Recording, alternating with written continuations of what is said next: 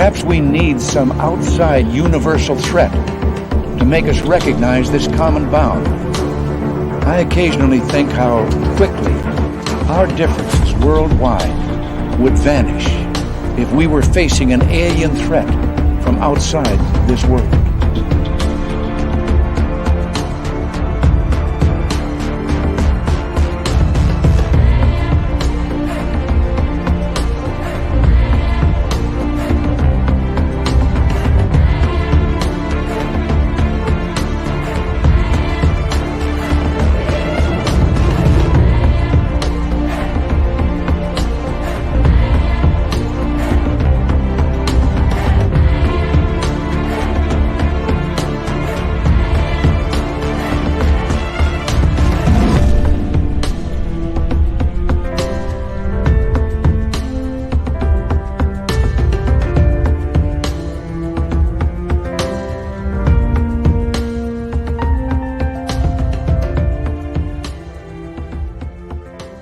Here we go. Yes, we are back, baby, and we are happy to have all of you with us tonight. My name is Dave Scott. Spaced Out Radio's the show, and tonight Imants Baruss joins us to talk about what it's like to communicate with the dead from a scientific level. Dirty Filth is here with another cartoon, and so are all of you. We got Ann B in the gold medal position. Sugar Britches taking home the silver with Big Bad Race Fan in the bronze medal tonight. Hi, Tim Mothman in your goatee. Lurks a lot. Kurt M. Laura Lobbs. How y'all doing? Jessica. What's happening? Pissing me off. Evan Walters. Good to have you back. Simon, thank you so much for kicking off the Super Chat tonight from Australia. The Super Chat is a wonderful way to support what we do on this show on a nightly basis. So thank you so much for the love. Dino Bravo and Aussie Sue, what's going on? Stephanie Kenny Blankenship, nice to see you. Luscious Jules, what's happening? And Dirty Filth in the chat room. Delilah, how are you? Delilah will be signing autographs after the show. Line up to the left of the studio, if you don't mind. To the left of the studio. Les Paul Holland is back. Les Paul will be strumming away, signing autographs after the show. Line up to the right of the studio for Les Paul. To the right of the studio. Paramarv, Sycophia, how you guys doing? And let's see who else is here. Mary R., how are you? Good to see you. Millennium, my man, thanks for coming on in. Marty Burback, Robert Lamoth, Pixie Lara, thank you for joining us. Hello, Monica, good to see you. And who else do we got here? We have, scrolling on down, we have Ozzy, oi, oi to you, my man. And Jenny, nice to see you. Mama Susan, Dr. Dan Villiers, what's happening, my man? Hope you're having a good day, man. Science Melinda, Welsh Hammer, good to have you all here. As we continue on, there's my man D. Cohen, Timothy Fellon, what's happening? Hi, Skip to Malou. And let's see, who else do we got here? River Dogma, how's it going, buddy? And I still love the car, by the way. I do. I love the Acura NSX. Oh, Chill Farm, what's happening? Hi, W. David Page and Beelzebrad. Good to see you. Christine Lynn, TMI, and Van Gold. Yes, how are you? George and Exler, how are you? Thank you for joining us. I know this is your second time here that I've seen at least. Big Dog, Justin Shapker and his beautiful hair. How you doing, Justin? Give us a hair update if you don't mind. Doug Shelby is here. The Doug Shelby has arrived, which means we can officially start this show. Kevin, what's going on? Hi, Susie B. And Jeff Steve Garvey. He'll hit a home run for you. Wolverine, what's happening? Good to have you back. Little Timmy Senor, a.k.a. Anonymous Rex. Can't wait to have you on later on, buddy. And Ozzy Ange, how's Vegas? Please let me know because I'm missing home. The gorgeous and talented Amber Dawn Glover. There she is. Give us a wave if you don't mind. Laura Del Pozo, welcome to SOR Chat all the way from Australia. And let's see who else we have. Oh, Red's Toothbrush, what's happening? Thank you for joining us. And let's see here. There's Debbie from Saki.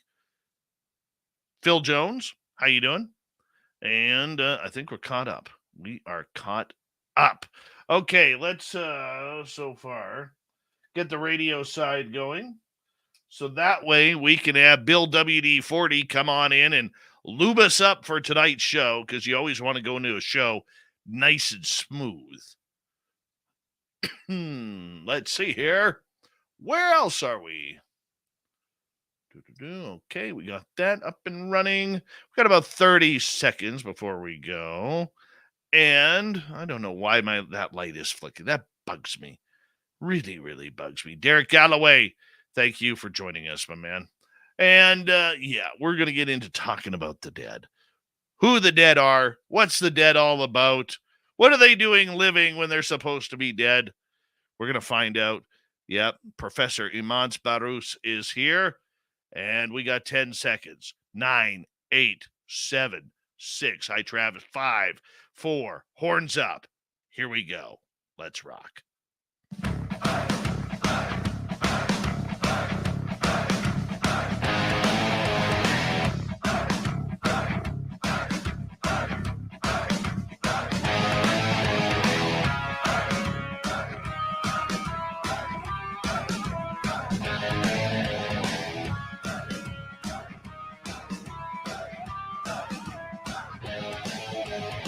From the mountains of central British Columbia to you listening around the world, this, my friends, is Spaced Out Radio.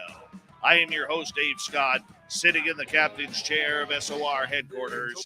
We welcome you to tonight's show on our terrestrial affiliates around North America, digitally on Odyssey Radio, TalkStream Live, and KPNL. All of our archives are free. Join us, will you, at youtube.com/spaced out radio. Do old Davey the favor. Hit that subscribe button. You can follow us on Twitter at Spaced Out Radio, Instagram at Spaced Out Radio Show, and on TikTok at Spaced Out Radio. Our website, spacedoutradio.com. We have a plethora of features for you. Rock out to Bumblefoot, read the news wire, check out our swag as well.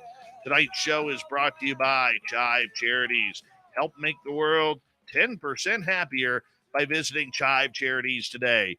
You can find them on our website.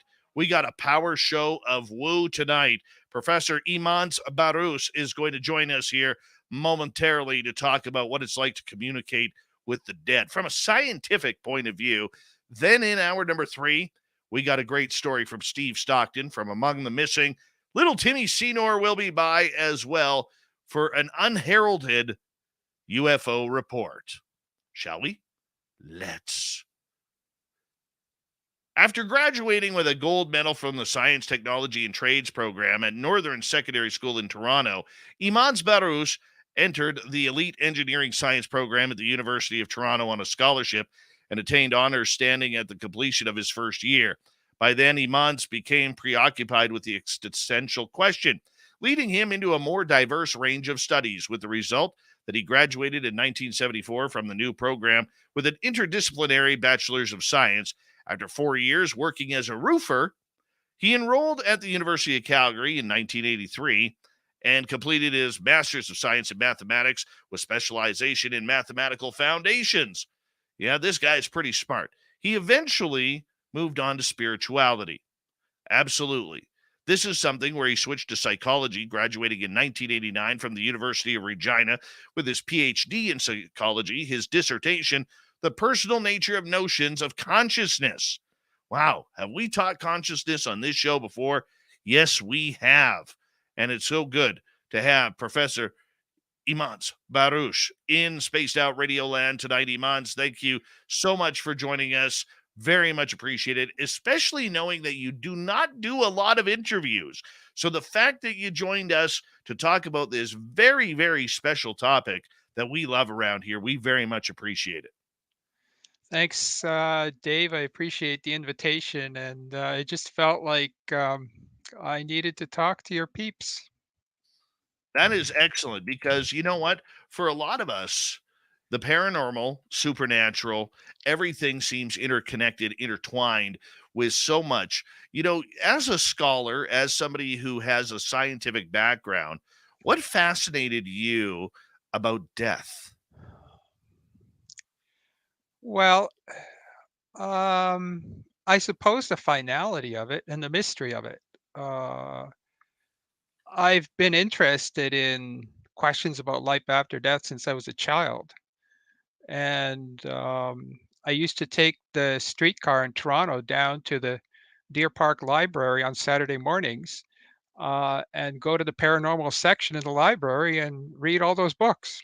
And so it's just been something I've been interested in my whole life. I guess more generally, I suppose, and also from an academic point of view, I'm very interested in things we don't understand. Other people can do things that are kind of like easier to understand, but I like the things that we really don't know very much about and that are really difficult and challenging.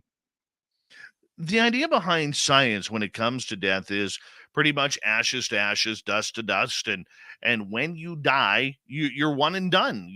There is no afterlife. There is nothing more than the Darwinian thoughts of what you know evolution is all about. And we get one shot at this planet. It definitely is not enough. I know that for a fact because I just lost my mother 12 days ago. And so death is, honestly, you couldn't come at a better time, Professor Baruss, because you know death is on my mind.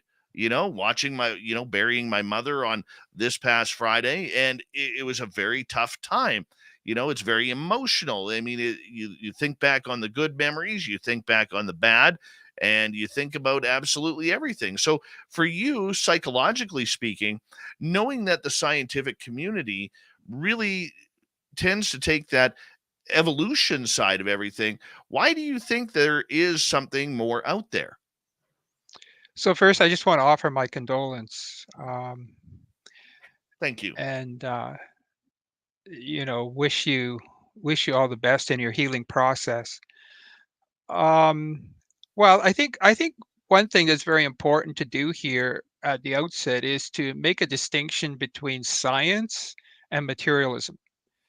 And people often confuse those two simply because so many scientists are materialists. Um, Materialism is a theory. It's an interpretation of reality. It's a dogma. It's a mindset. It's a worldview. Those kinds of things. Science is a method that we use for acquiring knowledge, and it has to do with a process of inquiry and exploration, finding the appropriate tools and approaches to try to answer questions. And I think that most scientists are materialists today, but not all. And understanding that science doesn't necessitate materialism, those of us who are interested in exploration with an open mind, we can approach the question of, is there life after death, in a scientific manner. Did you ever growing up think that there was an afterlife, a heaven, a hell, a religious connotation, or was this something that you kind of figured out on your own? Well, of course, you're exposed to it. I mean, I grew up in a Christian with a conventional Christian background. So, of course, the idea that there is life after death was supposed to be something that we believe. But I don't think, sort of, in a modern Christian congregation, such as we were, say, in the late 50s and through the 60s, I don't think anybody believed any of it. We were just there, because that's what you did on Sunday. And um, so I think the question was always there, but I think it was just hard for people to believe. And I think it's hard for people in a materialist society to believe that. Um, but then when you crack open sort of the window and you say, well, let's look. I mean, that's what science is about. Let's look. Instead of just having beliefs one way or another about something, let's ask the question. And so, from a scientific perspective, the question has to do with the so-called survival hypothesis. Does consciousness survive in some form, at least for a while, after the demise of the physical body? And as you said, for most scientists, they're going to say, well, no, consciousness is produced by the brain, and therefore, when the brain goes, you go, consciousness goes, there's nothing there. And you say, well, is that the final answer? And the answer is no, it's not. Of course it's not. That's kind of like a quick take on it. But once you start looking at the details of what the evidence looks like, then you go, well, wait, this isn't really the final word. So for you, how did you open up to this study? How did you start looking into it?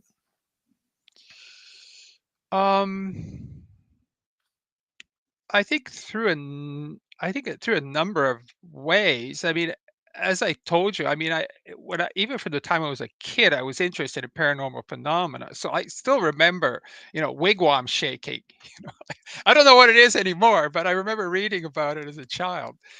Um, I think, but at one point, I thought that perhaps the best approach, if we're going to do this scientifically, is through ITC, instrumental transcommunication. So it's through the use of electronic devices for trying to communicate with the deceased. And so I actually ran two studies. I ran an EVP study, and then I ran an ITC study.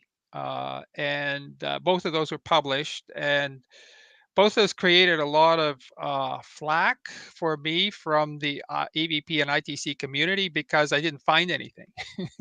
So they thought, that I was just one of those materialist idiots who can't see the nose on his face, that kind of thing, right?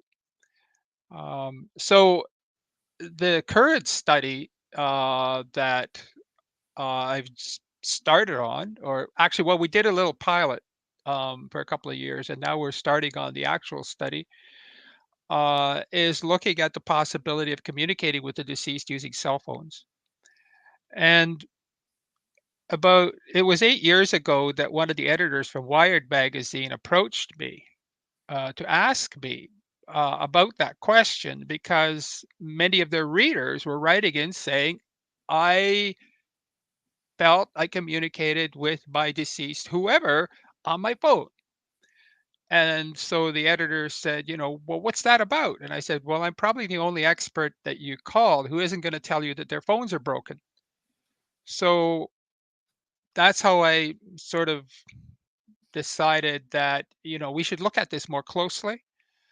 I like one of my colleagues is Gary Schwartz. He's at the University of Arizona at Tucson. He's sort of adopted a different approach. Like, sort of, I see it as kind of falling into two categories. You can either focus on the equipment when you're doing ITC, like what kind of radio, what kind of TV set, or what kind of electronic configuration is going to work, right? So let's get the right kind of configuration and set up the experiments, and then I've thought about that, and I've had electrical engineers offer to build stuff for me, or their students anyway, to build stuff for me. But the other approach is, well, wait a minute, it doesn't seem to matter to the dead what they're using. They seem to be able to use anything that we've got in one way or another. And so I thought, why not just use the communication device that we're already used to, which is a cell phone? Is it possible? I mean, is it possible to figure out when it works? First of all, is it really working? Is this what's really happening? Are we really talking to the dead with our cell phones? And then second, if we are, what are the relevant parameters or variables? This is what scientists do. They try to isolate the important ingredients. Like, once you find the ingredients, then you can start manipulating them. Then if you can manipulate them, can we reach a point in our society where we pick up our phone and so you want to talk to your mom? Well, you just pick up your phone and call her, right? So in other words, there would be no distinction between talking on the phone to someone who's alive and someone who's dead. Like, that's the idea, right? That you simply normalize it. And at the point where it's normalized, I think that at that point, the materialists have lost because nobody's going to listen to them anymore. I'm not sure how many people do now, but Well, you know what? I love what you're doing. I do. I love you're taking a scientific and mathematical approach to wondering whether or not we could communicate with the other side. Have you done a lot of paranormal hunting, and have you had a lot of experiences in haunted places where you've looked into this subject matter? No, I have not. I have, like, with the ITC, the EVP and ITC studies were both lab studies, so they were in the lab. Um, I do know just a little bit because I've read about it and I watched videos and people have talked about it. I do know a little bit about ghost hunting and people bringing like their Frank's box into a haunted setting to see what would happen with it, right? So no, I do not have personal experience with that, but I am fully aware of those kinds of investigations. Would you do that in order to maybe try to find some sort of communication? I don't think. Okay. Well, right now my plate is full because I also have to, as a professor, I also have to teach, right? So there's only so much time I can devote to research. Very Uh, much. Secondly, so right now the research is pretty set. So it's the funding that I received. I received 26,500 euros from the BL Foundation, and it is for this specific study, putting up a survey, but also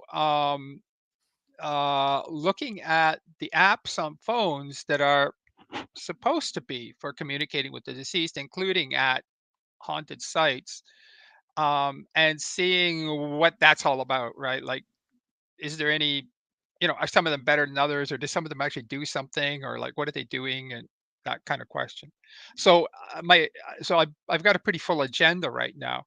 Um, I know that some people say if you want to get EVP, go to a graveyard and put down your tape recorder or whatever device you're using, recording device that you're using, um, and go from there.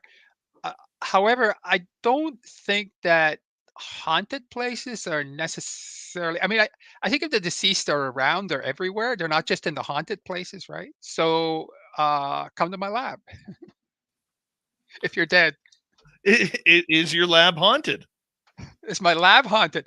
Um, well, let's just say well, one of my research assistants was using one of the apps just at the moment when she turned it on. It was an app where you record and then you listen to the recording. And just when she hit the button to record, all the power went off in the building and for about 20 in a 20 block radius. Um, so I don't know whether that's connected to it or not. The paranormal seems to fascinate you and seems to really inspire new types of investigation and new types of of everything that kind of goes on with what we don't know about the afterlife. What have you learned about the afterlife so far? Well, I mean, I just wrote a book, Death is an Altered State of Consciousness, which is released now on Kindle and will be released in paperback on July 11th, published by the American Psychological Association. So I've just spent about a year and a half completely immersed in the literature, the scientific literature about what might be out there uh, after death. And so you're asking me, what have I learned? So it's like a quick synopsis of the book, perhaps you want. Why not? We got about 5 minutes to go before we got to go to break, so we do have a little bit of time. Already? I know it's going fast. um, I think. Okay, so first of all, let me just lay out the landscape or the framework for the scientific investigation of the survival hypothesis. So you can sort of think of there being three explanations for things that we see that we think might have to do with life after death, such as EVP or ITC. So one of them is a materialist explanation that people are hallucinating, they're mentally ill, it's a hoax, um, it's misperception, those kinds of things. Okay.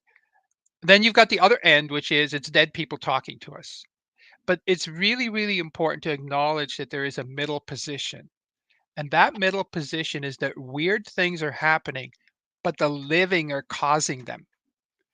And that's called LAP, living agent psi.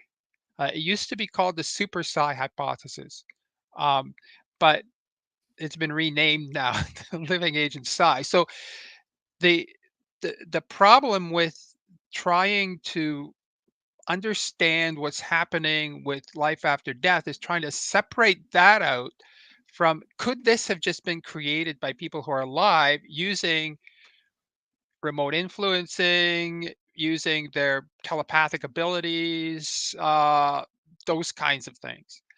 Um, and so what you end up doing is, so what much of my book is about is trying to sort of tease apart, because you can get fairly quickly, you can get to the lap, you can get to the fact anomalous things are happening.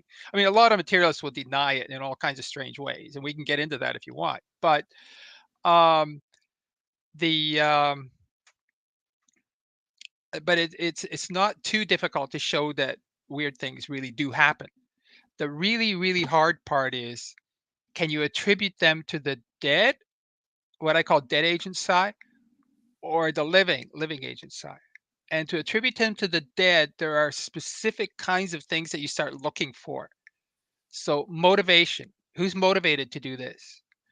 Um, are there, like, so if it's a medium, is the medium making gestures that are familiar with the person who is deceased? Because we think that somehow making gestures, appropriate gestures, might be more difficult than just picking up information somehow through some kind of telepathy or something of that sort.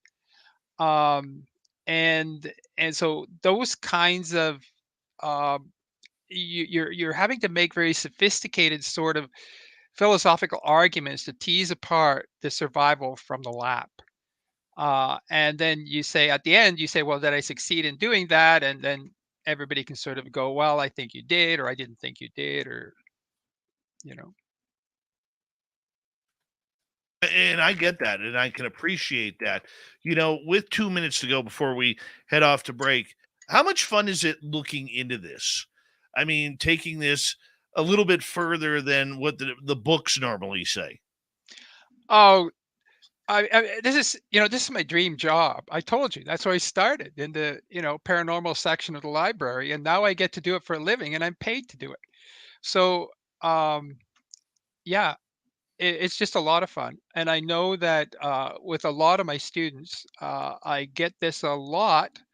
They'll say this was my favorite course that I took in my 4 years at Western, and you know, who've taken my courses, and they just go, yeah, this is. They can't wait to take my. Some of them can't wait to take my courses, and then they just love the courses when they take them. These are the kind of courses that I was looking for when I was a student. I couldn't find them. And so what I've done is create the courses that I wanted to take when I was a student. Well, you know what? You've done a great job, because the one thing that I love about academia these days, even though it's still almost in the virgin area of study, the way that more and more professors and scholars are starting to take the paranormal, the supernatural, the ufological a little bit more seriously, I think it's great. I think expanding on that knowledge is so much better than just denying it without any investigation. I mean, the way I've talked to so many scientists away from the microphone, and all of them say the same thing, and that is, we're geeks. Our job is to learn things and to expand things. What we have on this planet just isn't everything. We haven't solved everything. And the fact that there's all these experiences happening makes it a lot more fun for people to especially scientists and free thinkers, to open up their minds and truly dig into some of those life mysteries that are out there. Professor Imants Baruss, I'm going to get you to hold on here momentarily, because we are going to go to break here at the bottom of the hour on Spaced Out Radio. An extremely fast first half hour. How do we communicate with the other side? That's what we're getting into when we return with our special guest tonight, Professor Imants Baruss. I'm looking forward to it. Hope you are too. Second half hour, Spaced Out Radio is next.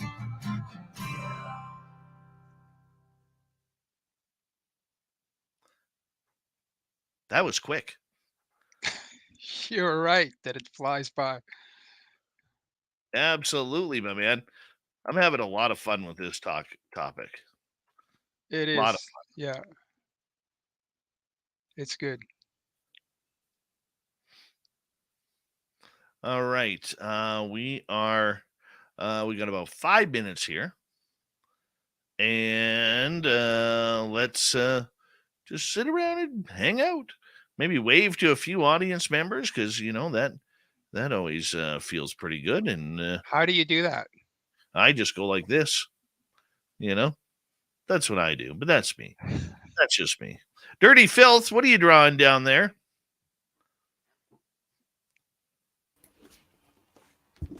Cartoons. Looks like there's a big interview going on between Mothman and Bigfoot. Yeah, he broke the window with the pool cue again. Again? Yeah, it's the third time this month. Darn it.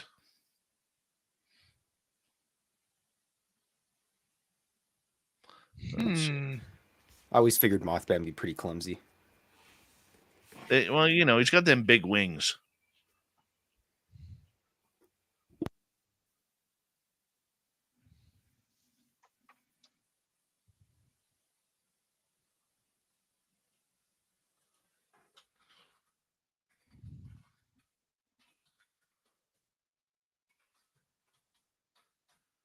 One second.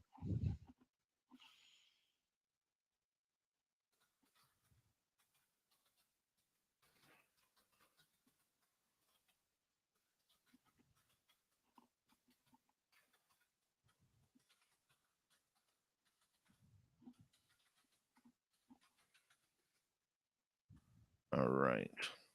Good morning, Commonwealth Andrew. Good to see you. And Kira is already loving you. Great guess. Love the brain expansion. Oh, we're going to get into some of that brain expanding stuff coming up here. Keyshawn Petgrave, how you doing, buddy? It's been a while. Hope you're doing well. Hilton, thank you for the love, my man. Thank you for the love.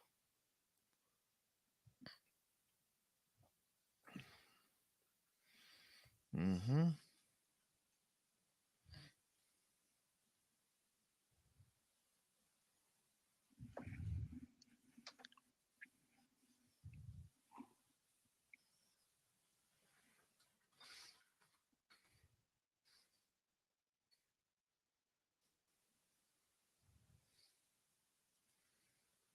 All right, we got about 2 minutes. 2 minutes, 2.5 minutes.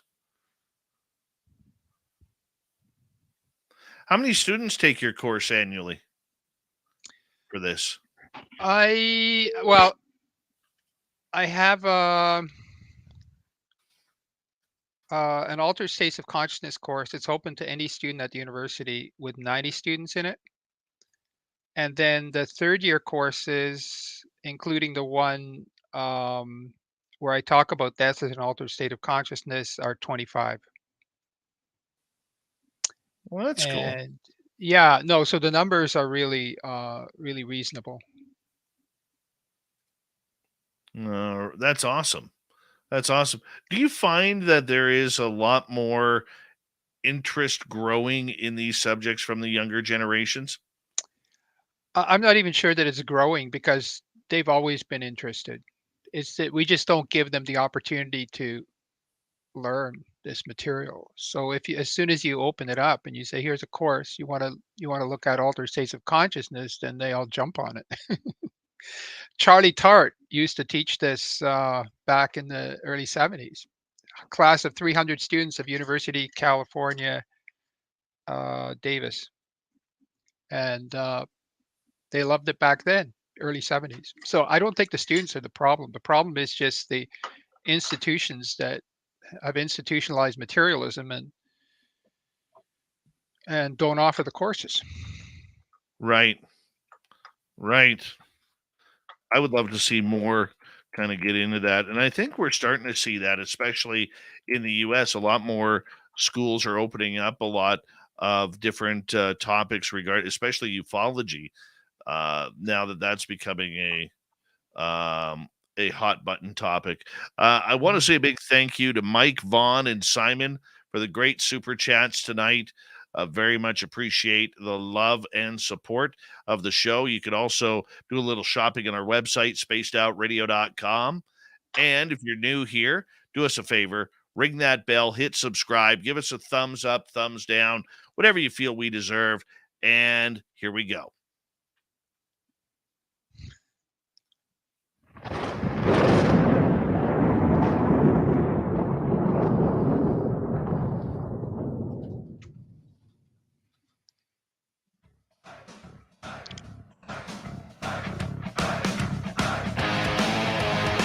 Here we go with the second half hour of Spaced Out Radio tonight. Good to have you, each and every one of you, with us. My name is Dave Scott, and we are rocking on the woo tonight. Want to remind you that if you've missed portions of this show or others, you can always check out our free archives at youtube.com/Spaced Out Radio. Do old Davey the favor, hit that subscribe button. Our website is spacedoutradio.com. We have a plethora of features for you. Rock out to Bumblefoot, read the news wire, check out our swag as well. Follow us on Twitter at Spaced Out Radio, Instagram at Spaced Out Radio Show, and on TikTok at Spaced Out Radio. All right, let's continue on tonight. Professor Imants Baruss is with us. We're talking about communication with the other side. Can we do it? Is it even possible? Professor Baruss, welcome back. Well, it's good to be here, Dave. How do we communicate with the dead? How is this possible? Well, sometimes they just communicate with us, it would seem. Do you want me to read you some examples that we got from the pilot study? Yeah, let's do it. Just look over here. So this was a student came up to me after class one day and asked if she can help with my research. Yes. So we put up a survey. We had 22 respondents. So these are people who claim to have had some kind of anomalous experience communicating with the deceased with their cell phones. So let me just read a couple of these for you. Here's one of them. My daughter Angela passed. I was working. Phone rang. It was Angela. She said, "Mom, it's me. Don't hang up." This, by the way, these go even when we only had landlines. This goes back a long way. There's a famous book by Bayliss and Rogo called "Phone Calls from the Dead," in which they compiled, I think they had 50 or 60 cases. So, and this sort of statement by someone who's ostensibly deceased is sort of one of the common themes that emerges. Here's another one.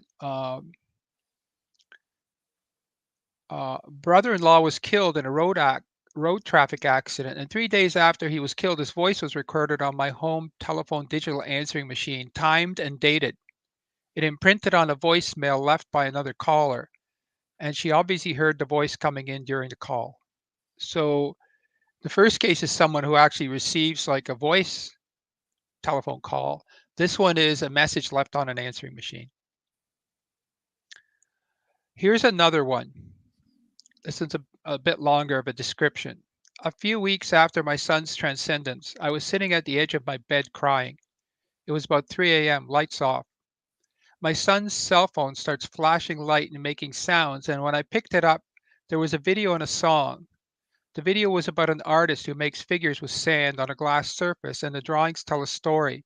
The story was about a woman who is sad, sitting and crying until a cross appears, and she looks up and she sees Jesus, and Jesus consoles her and holds her in his hands. Something like that. Immediately, I knew it was my son sending the message. The phone was on top of the night table and no one had touched it. It was not a message from anyone. It just started playing. So I think one of the things that we noticed was, and this is kind of goes back to a comment I made earlier, that, you know, the dead seem to find whatever electronic gear we produce, they find ways of using it. And so we have very different ways in which phones are being used here. and different ways in which people are, well, not different ways in which they're interpreting it, but they're interpreting this as communication from, so in this last case, as a communication from her son, that the phone acts up and starts playing a song that's relevant to the way she's feeling, and she feels that's a message from her son. In other cases, the person's voice saying, "It's me, mom, don't hang up." Right. So I think that the format of the connection is, can vary, like voice, text, that sort of thing. But people interpret that as, hey, I think I'm communicating with someone who is deceased. So you believe in the idea that you could capture voices in an electronic voice phenomena? Oh, well, definitely. I think, well, it can be, it doesn't even have to be electronic, right? It can be running water, right? People have used running water to record EVP. I think you can. I mean, I think a lot of the EVP that's out there is just pareidolia. In other words, it's just random stuff that people imprint meaning onto. And we know that we do that. You can do experiments to show that we do that. But I don't think all of it is. And some of it is anomalous. And I think that when it becomes anomalous, then you have to ask, well, where did this come from? So yeah, so there are many different ways in which people appear to be able to communicate. And that's the whole area of after death communication. And when you look at the numbers of after death communication, so we're not just talking electronics now or cell phone, we're talking about anything like apparitions, or sort of, well, the big question, do you count what happens in dreams or not? Because people often feel, and I've had students come up and tell me this, like that they had a dream about someone who was deceased, like their uncle or grandfather or whoever, and they say it didn't feel like a dream. I felt like I was actually visiting with the person. I was interacting with the person. So you get this kind of like dream visitation that can also occur. But those numbers are actually really high. There's only one representative uh, sample of that study that was done. Okay, so let me just explain for those who are unfamiliar with scientific methodology. What you're ideally, when you select a sample of people to investigate, you want them to be representative. That is to say, you want them to represent the different layers of your population so that you're not just getting all the people who are sort of peculiar in some kind of way or other. You want them to be representative of the entire population. There's only one such study that's been done, that was done by Haraldson in Iceland, where they went out and sampled the population. And when they did that, 31% claimed to have had some kind of after death communication with the deceased. That is a staggering number. 31%. So there's a lot of this going out there. And of course, the academy has built its little, moat and brick walls and everything. It doesn't want to hear about it. But this is people's experience. People are having these experiences where they feel that in one way or another, be it through cell phones or through, telepathy or dreams or a sign. So animal signs, for example, these are common, especially butterflies, dragonflies, um, birds. Suzanne Giesman has an example. She's a medium, has an example of someone who owl flies in through the front door. She's opening the front door, goes up to her deceased son's bedroom and sits there. So, and people interpret that kind of sign, these animal signs, as, well, that's the deceased person telling me that they're okay. So you have all of these different ways in which people feel that this communication is taking place. But, in the academy, we're just oblivious to that. We don't want to research it. We don't want to know about it. We pretend it's not happening. And these people are mentally ill and they misperceived something and it's a coincidence and so on and so on and so forth. But, you know, you be the judge. And I get you. And look, I think we all want that communication. We all want to say goodbye. I mean, there are strange things that seem to happen around death and dying, and communication with the other side, especially if you didn't get to say goodbye or I love you, or you have any final thoughts. Is any of this just our own imaginations because we hurt so much from the person we love no longer being there with us? Well, that's the usual interpretation, right? I mean, you're bereaved, you're grieving, and therefore, you know, we're gonna we're gonna say that's the reason why this is happening. You're just making it all up because you need to help you.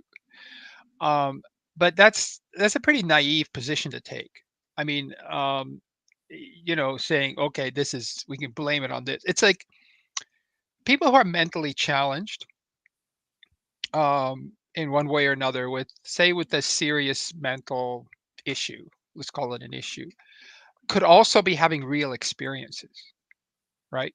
So somebody could be, saying, their thoughts, I'm getting thoughts from aliens. And they go, oh, you have schizophrenia.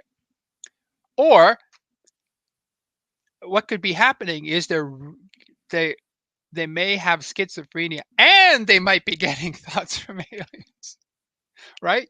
But nobody's going to believe that they're getting thoughts from aliens because we've already decided that they're mentally ill. So therefore, we have an explanation. We don't need another one. And so we're not even going to look at the possibility that maybe there's something more going on here. And so it's the same thing here. If you have an explanation, oh, they're grieving. Well, that explains everything. They're just hallucinating, right? And they're just making it up because they need to. They have a need for it.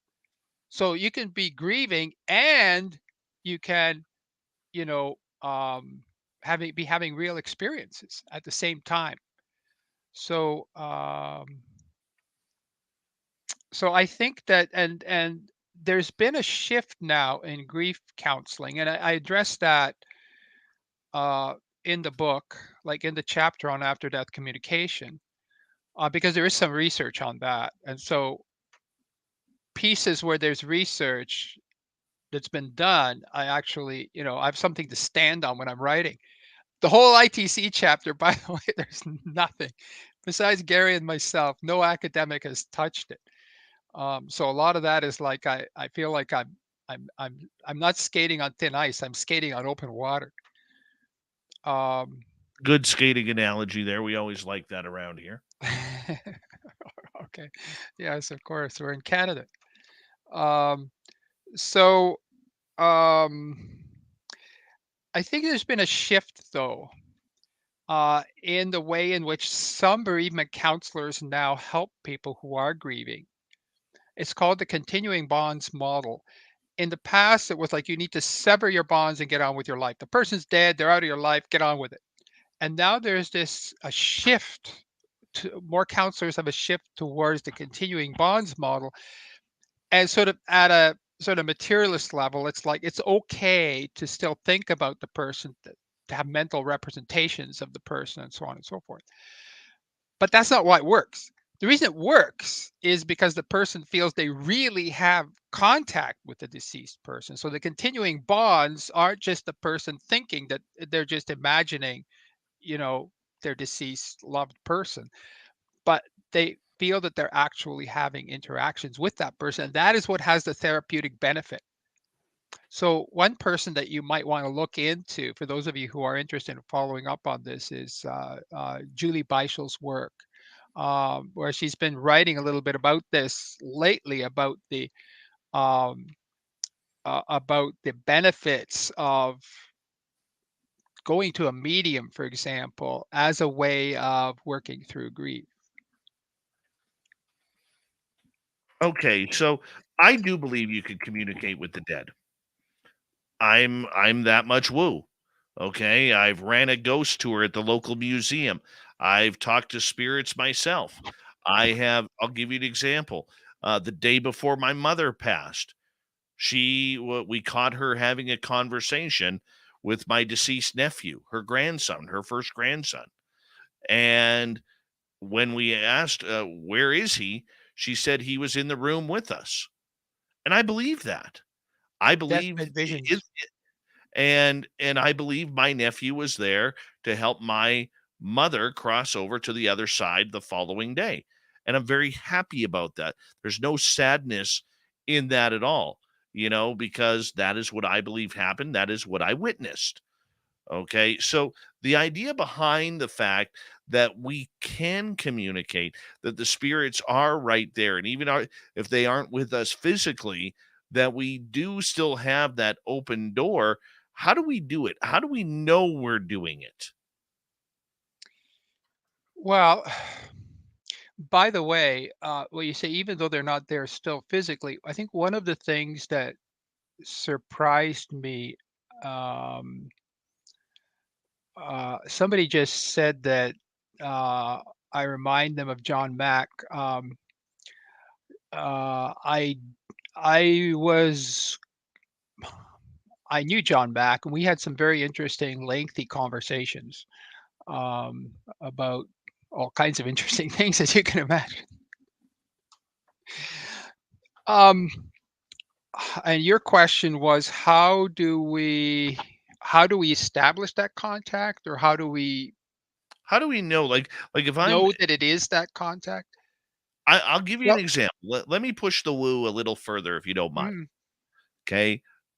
2 weeks ago, when my father called me down to say, son, I think I need you. Okay, we're getting close here. I think I need you here. And he called my sisters down for the same reason.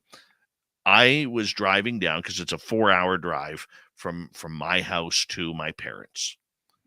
And during that drive, I was thinking of my mother, concentrating on my mother, and my nephew popped into my head. And him and I had a conversation. And basically his words were, "Don't worry, uncle. I got this. I totally got this. And grandma's okay. I'm here to help her go to the other side." And when my mother 2 days later confirmed that my nephew was there and she was talking to him and that he was in the room and that she could see him, that was major confirmation for me that that conversation I had with him was very true, very real.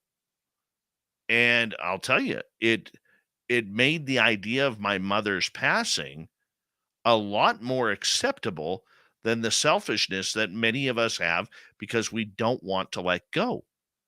It mhm. comforted me. Yes, the uh, that would be the survival interpretation of the experience. The LAP interpretation would be that you construed those situations. Could be. I don't think it's as strong an explanation. I like the survival explanation better, and I don't want to detract from your positive feelings. I'm just pointing out that there is that alternative explanation that Of course that there is. our minds are so powerful that we can create these kinds of objective realities um, in, that present themselves in these kinds of ways. Okay, so the deathbed visions have been studied um, reasonably extensively, actually, of all things. A number of really good investigators. Some of them are hospice care doctors, for instance, who have looked at these. And it's interesting. So one of the sort of conclusions that's coming out of it is that the people who have these deathbed visions tend to die more peacefully than people who don't. And of course, if survival occurs, then that would make sense, right? Because you feel, oh, there he is. The other one that I thought was interesting that I didn't really know about until I started reading all of this is the reaching. One of the things that the hospice care nurses and other end of life care workers um, have noticed is the reaching. So somebody who, they might not say anything and you might not be aware that anyone's there, but suddenly their arms go up and they're reaching. It's as though they're reaching for someone. They want to hold them or embrace them. I thought that was interesting. So what they've done in this research, for example, is count how many times reaching occurs when someone is close to death, right?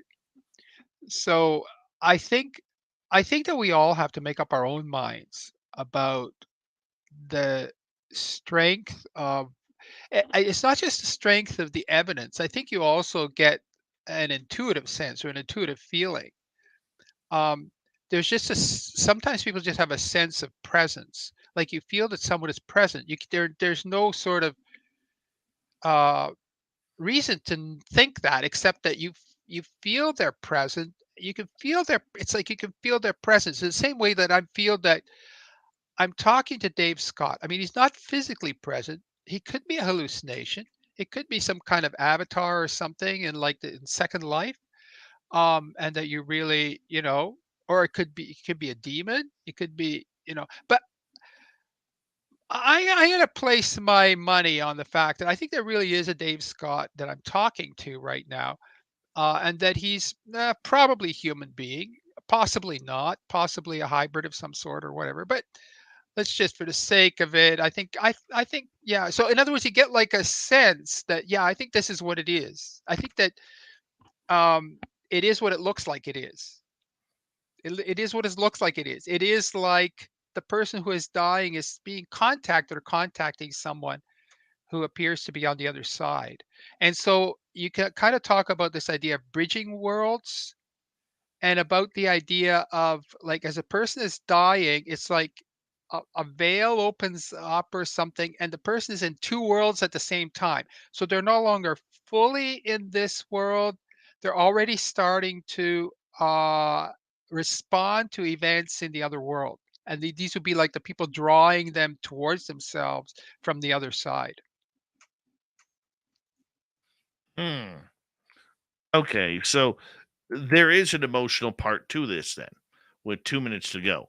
There is an emotional part that we have yet to figure out whether that communication is real or whether that communication is of our own healing process.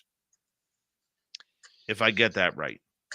Um, yes, I'm not sure that it's emotions that are the deciding ingredient. It's more like it's more like a sense of encountering someone, of encountering a living being who is intelligent the same as you are.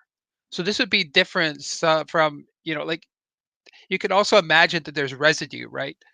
Some hauntings are like that. They just appear to be residue. Like, it's not a real person. It's just the same gray figure floats across the back of the yard every Friday afternoon. Like, is that really the deceased person? No, it's probably just some kind of like thing playing itself out over and over again, some kind of residue. So it's like we don't feel it's residue. We don't feel that it feels like it feels like an interaction with another active live being, right? Like, it just has that sense, and that sense maybe is different from what we rationalize, because we can rationalize something and say, well, maybe it's my mind playing tricks. Or we can go, no, this feels real. This feels about as real as it does. This is why I used the example of Dave Scott.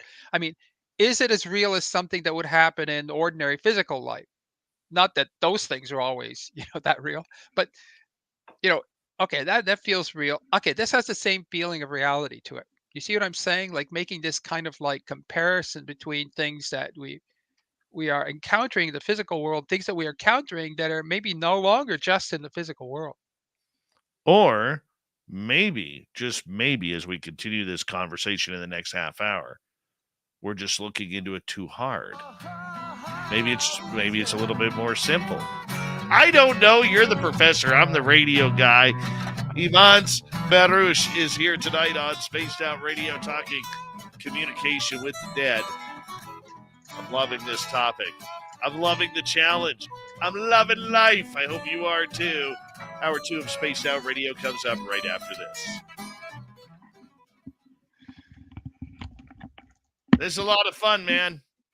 A lot of fun. We got 5 minutes. I'm going to put you back in the green room, and I will be right back. Hi, Wes H.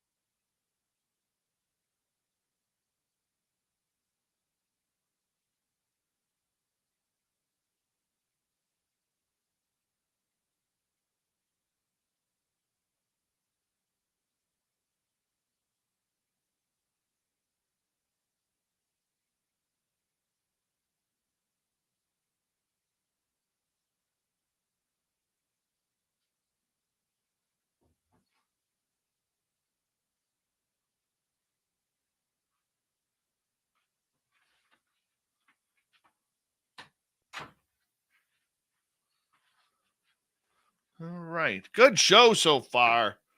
Good show so far. Dirty Filth, The X-Files. We got a crash in the window. Damn third window this month.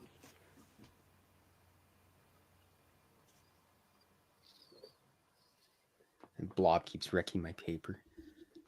Where's Blobbert? There's Blobbert.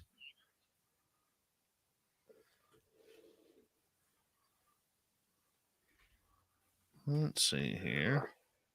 There's Blob. We got a Blob sighting, everybody. Good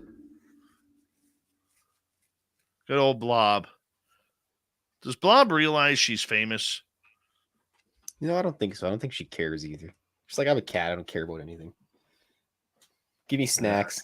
That's what I got to go do now. I got to give them snacks. Blob's worked hard keeping my legs warm. Good. Tokeland, how you doing? Good to see you. And we got just over a minute to go here. Thank you, Izzy, Stradlin, Beth, Mike, Vaughn, and Simon for the great super chats. We very much appreciate the love and support that you are giving us here. We thank you so, so much. If you're new here, do us a favor, hit that subscribe button, ring that bell, and of course, give us a thumbs up or down. We'd appreciate it. So that's just what I got to say. Yeah.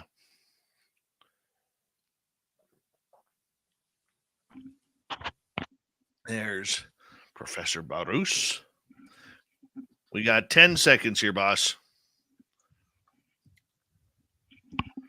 And here we go.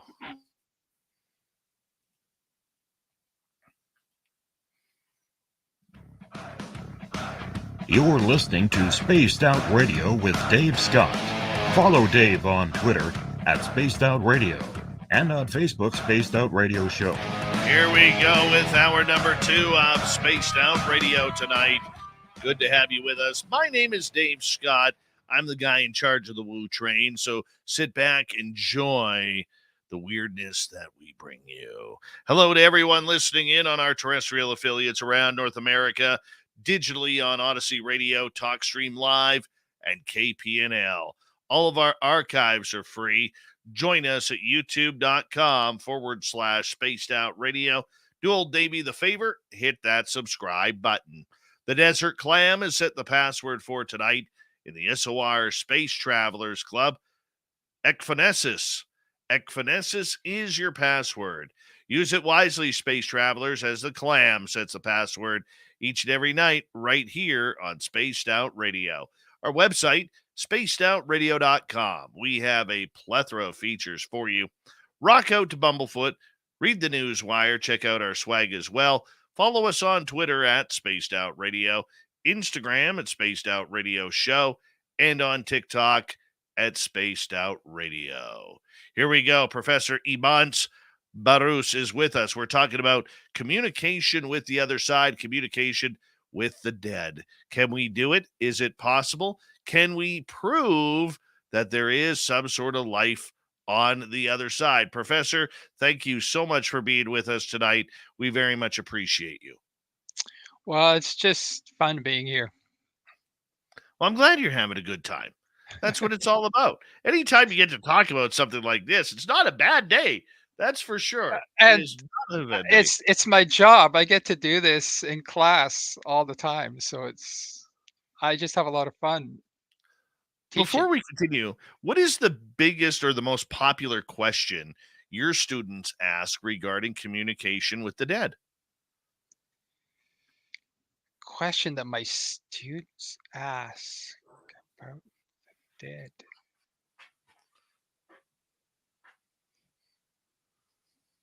Not sure. I think that what happens frequently. So what happens is that I get a very broad range, students with a broad range of beliefs and interests coming into the class. So I have like students who are evangelical Christians. I have students who are devout materialists. I have students who are Muslim. I have students who are New Age. I have students who have their own ideas, whatever those might be. And so I have to be able to speak to all of them and not frighten all of them away at the outset. And so I think I'm not sure if it's a question, but one of the things that students find um, maybe unsettling or as a challenge to them is the idea that strange things really do happen. So, and that can come in very in though that can be formed into questions of various variations, but it basically boils down to the same thing. Is this for real? Like, do strange things really happen? You say they do. Um, I think you're crazy. Um, but the thing about students in a course for credit is that they don't have a choice. They have to learn the material or fail. So that means they have to do the reading. That means they have to attend the lectures. That means they have to listen to what I have to say. And by the time you finish talking, it's like they're going like, "Oh yeah, okay, I get it now." Not all of them, but for a lot of them, there will be that shift. So, okay, we get it. We get it. Strange things really do happen. So by strange things, I mean, well, the two main classes, the remote viewing and remote influencing, or basically like clairvoyance or telepathy or whatever, and then psychokinesis, the ability to move things. Both of those are well established experimentally. So, it's just a matter of showing them the evidence, going through the counter arguments, like, look, this really is happening. Then they go, oh, okay. So there are lots of questions along the way, right? Like, are you for real? Kind of questions. And then, of course, the third big one is survival. So, is there survival? And so, I've taught so this is a third year psychology course, altered states of consciousness, selected topics. And so, so 1 year I just did NDEs, near death experiences. And believe it or not, we didn't run out of material. I mean, I didn't even cover everything I wanted to cover in a full semester course on just near death experiences. Then the year after that, I thought, well, why stop with near death experience? Let's just talk about death. And so I opened it up. And so basically, the book I just wrote is a textbook for that course. So, the first day, like some of the students are going, like, this guy is a whack job. And some of them will leave, like they'll just pick another course. They just drop the course right away. And then they sit there and they're kind of looking at each other and wondering, like, what's going on with this guy. By the second or third week, it's like, okay, there's something here that we need to look at and think about. Then by the fourth or fifth week, it's like, oh my God, there's life after death. And then, like, by the sixth, seventh, eighth week, it's like they can no longer talk to their roommates and to other students because now they've changed and their ideas about what reality is like have changed and they no longer fit in. And so it's kind of, I mean, that's a bit of a stereotypical kind of trajectory. Not all students have that trajectory, but I've seen that kind of thing happen. And and so then the questions change as they go, right? Like, they change from, is this for real, to like, so how do we separate out lap from survival? Or, is this really a good approach? Like, is it okay to use a Ouija board? And by the way, the answer is no, don't use them. Um, Why? Hold on, time out there. Why? Why? I'm not the only one saying this, by the way. There are a lot of people who say this. There's something that there's a propensity for, how shall we put it? There are bad entities attached to those. I have had cases brought to me of people who become psychotic as a result of using them. So it's serious stuff, not for fun. We will agree to disagree on that Okay. because I don't see the difference between a Ouija board or a ghost box or tea leaves or tarot cards or psychic communication, pendulums, or whatever the choice of communication may be. I think it's the user. I mean, who is really pushing the limits on that.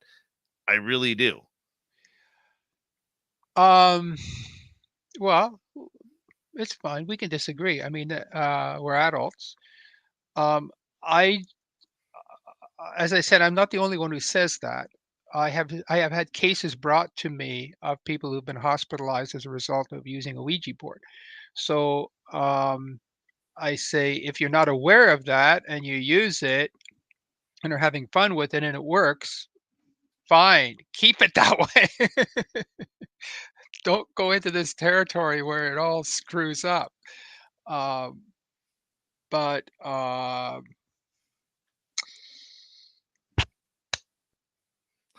so it's not the same. It's not the same as EVP. Now, not all EVP is the same either.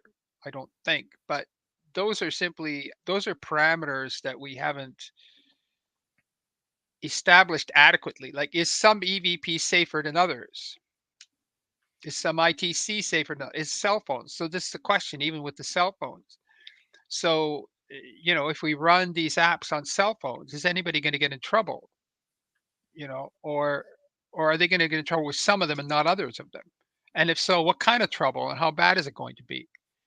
And so far, I don't know of any trouble associated with cell phones, but I do with Ouija boards.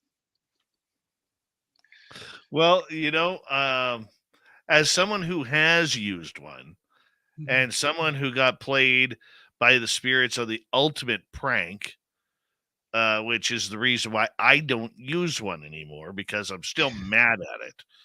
Okay, I I think you're right. There is communication there that is very difficult to understand.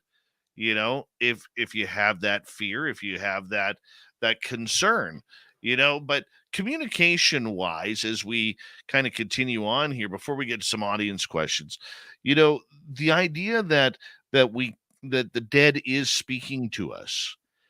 Have you ever looked at the possibility that maybe we're the ghost to them on a different plane, different dimension? Well, I mean, the most common conceptualization of the afterlife is that it's made up of layers or dimensions. And if you start thinking that way, then we're just one of them, right? So physical reality is kind of like one layer of a multidimensional universe. And we just happen to be unable to see the other dimensions because we're so stuck in ours. But if you're in one of the other dimensions, say you're dead and you're like hanging out, you can see the people who are alive, right? And maybe some of the other people who aren't, so on and so forth. So yeah, for sure. I mean, they it seems to be fairly consistent across the board, like from different mediums and from ITC research and those kinds of things, that the deceased can see what we're doing and they're aware of what we're doing, sort of at their choosing. That doesn't mean that if you ask for someone, you'll get them necessarily. Like if you're a medium and you say, I want to talk to my grandmother or something, may or may not get the grandmother. Um, but that they have access to us. We just don't have good access to them, or at least most people don't. Some people do. Some people are mediums and do it for a living. Um, but yeah, I would say that's the case. Now, in this case, like with the Ouija board, for example, so it's not just humans that are out there. So there's a reference to John Mack, and you have lots of guests who talk about UFOs. So uh, a lot of mediums not a lot that I've talked to, some mediums that I've talked to say that one of the things they don't tell other people because they don't want to sound like they're freaks or there's something wrong with them is that in addition to talking to dead people, they talk to aliens. Aliens come up fairly frequently for people who are mediums. Well, maybe not frequently, but they have those experiences as well. So, but the point is here. And so, okay, back to John Mack. So, John Mack and Jacques Vallée as well. I'm sure you all know who he is, right? The French scientist Yes. who was one of the inventors of the ARPANET. Um, they had the idea that the aliens were simply beings that were emerging into our space, our what we call physical space, from other dimensions. They're interdimensional travelers, basically.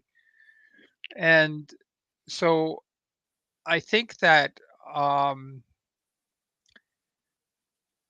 I think that this idea of how they perceive okay, so this goes back to the Ouija board. So if there are aliens and there are other beings and other entities of all kinds, not all of them are nice.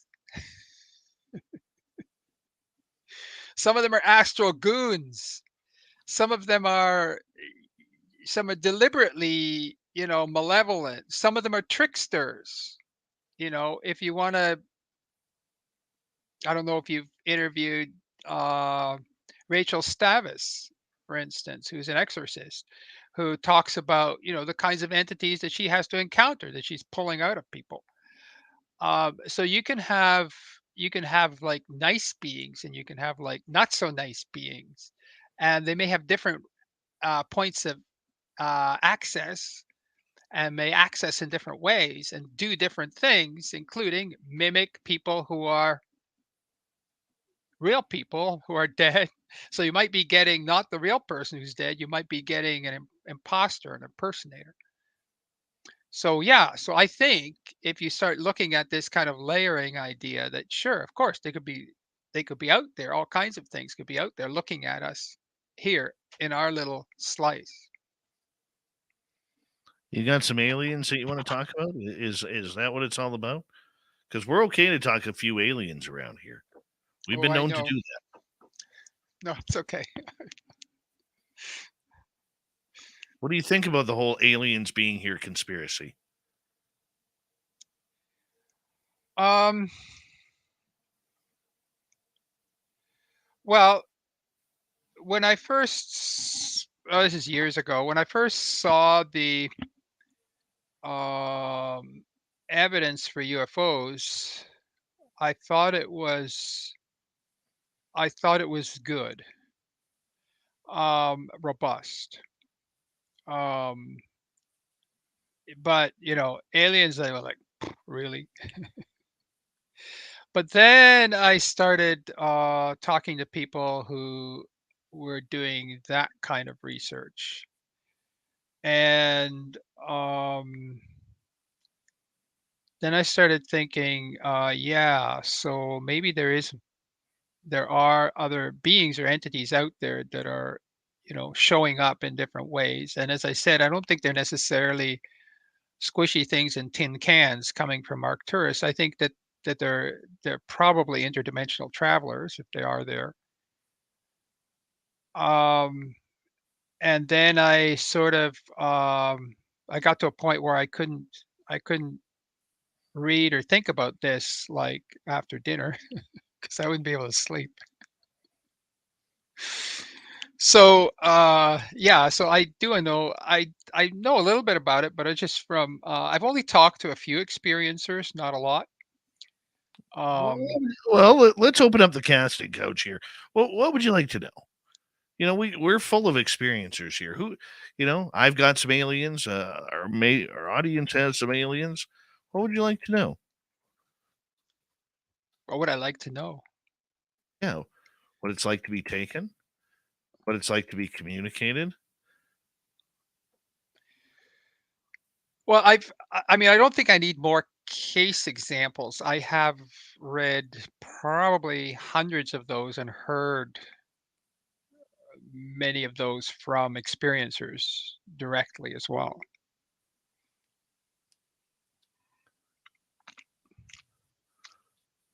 It's a fun topic. It really is. I can tell. Oh, some of us. I'm staying on territory where I actually have some expertise.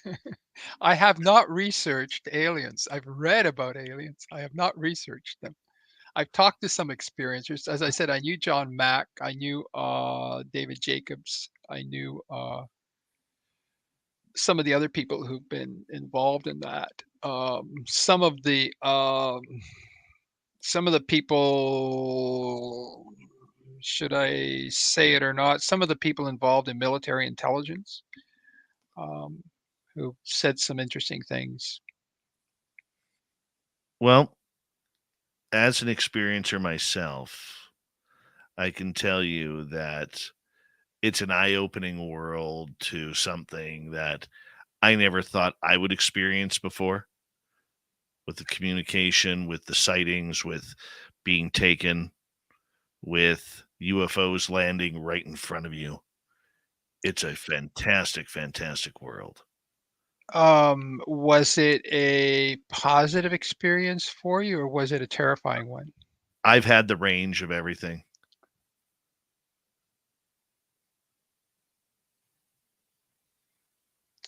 The Was good, this the in bad, and the ugly. BC? Yes. The Kootenays? No. But I know why you're going there with that. I know why you're going there with that, and because the alleged deep underground military bases there that connect to the United States, and the fact that there is a high amount of traffic in the air around that area, along with Sasquatch on the ground. Thank you, Kokanee beer. No, most of my experiences happened in the Mission, British Columbia area. And when I moved north, I haven't seen as many UFOs as I've been taken. It's kind of cool. Why do you think they're taking you? Because this is one of the things that comes up. Like, there doesn't seem to be any kind of rhyme or reason to who's selected. The best way I can explain it to you, for not only me, but many others who have had what I like to call extreme contact, it's because what we have gone through is like shooting a Kmart blue light special straight into the atmosphere about 1 billion miles, and anything around that flying near it or can see it can pick up the signal and then realizes that you're on the board, that you're able to do it. And I don't think that's been studied enough of experiencers. Able to do what? Communicate. Communicate with aliens. Yes. And is this different from communication with the deceased? Completely. In It's what all way? that's an easy way. That's an easy one to explain.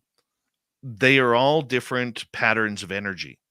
For instance, if you're dealing with something that is paranormal, the energy is usually very heavy on the shoulders. It seems downtrodden. It's very bulky. Your neck gets sore. Your body gets tired. You feel like you're hunched over. Dealing with cryptids is another type of energy. Dealing with extraterrestrials, it's like a rush. It's like being hyped up on too much caffeine or sugar, where it's very excitable. You know it's going to happen. You know that something is going to go on and you can't control it, but the fear, the anticipation, the excitement all rolls into one, like you're just pumped up, ready to go. It's the feeling, I'll put it in a Canadian hockey term.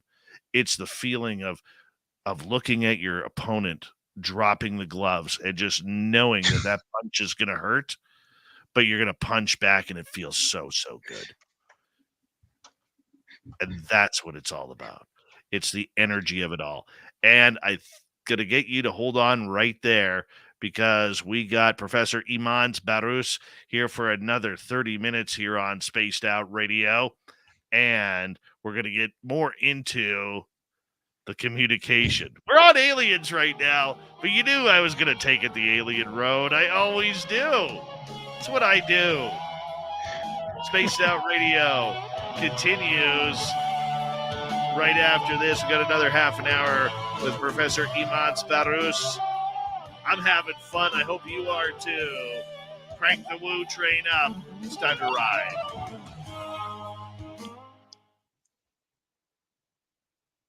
All energy, my man. It's all energy.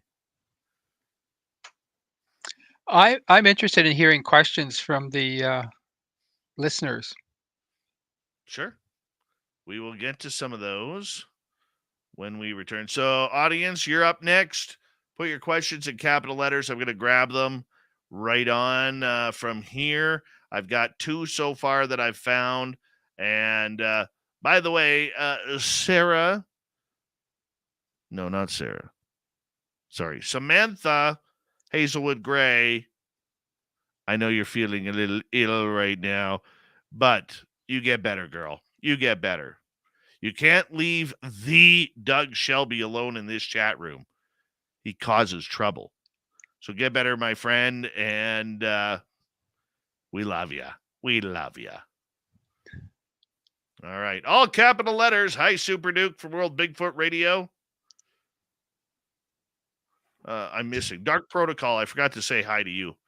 I apologize.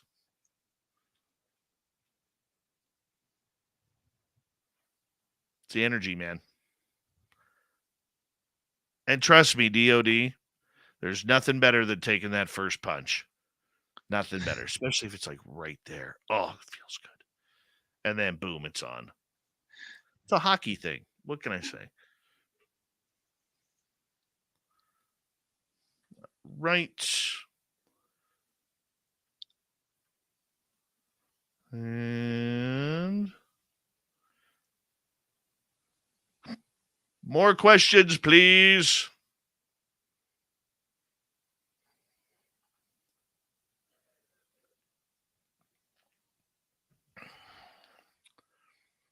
If you write down this name, she would be an impressive person for you to chat with on the topic. Her name is Samantha Mowat. Mowat.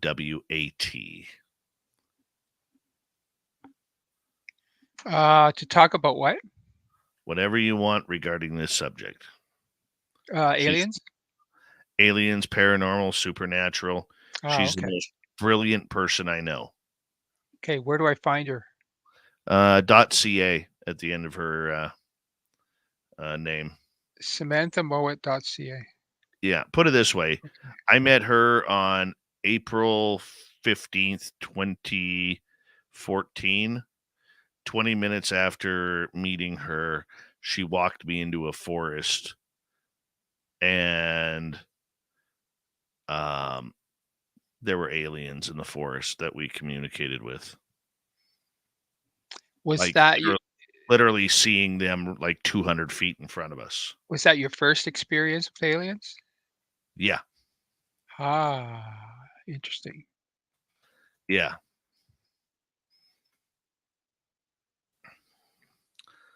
She will blow your mind. Okay. Yeah. She did tell me they didn't like dogs. She made our the aliens made our 4 dogs disappear before they showed us them. Thank you, Maggie. Appreciate the love.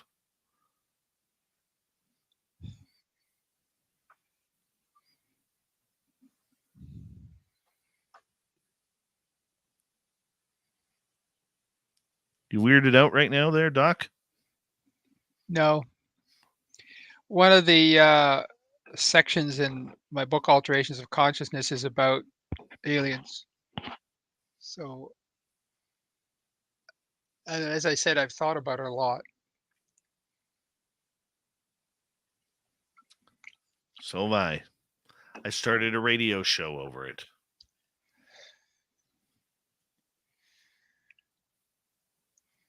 I trust no being that does not love dogs. My dog doesn't like them either.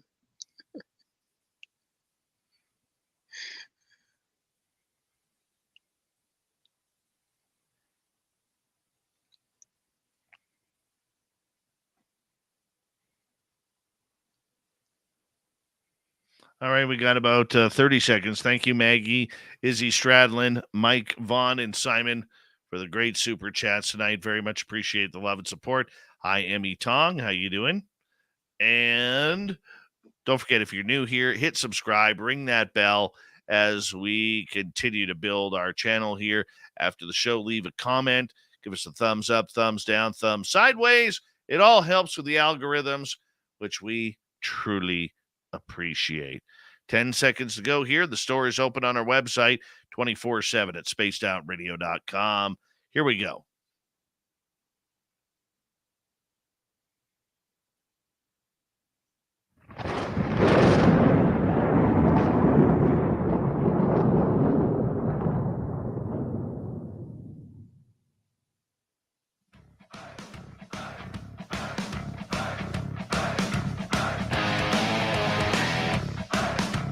We pass the halfway point of Spaced Out Radio tonight.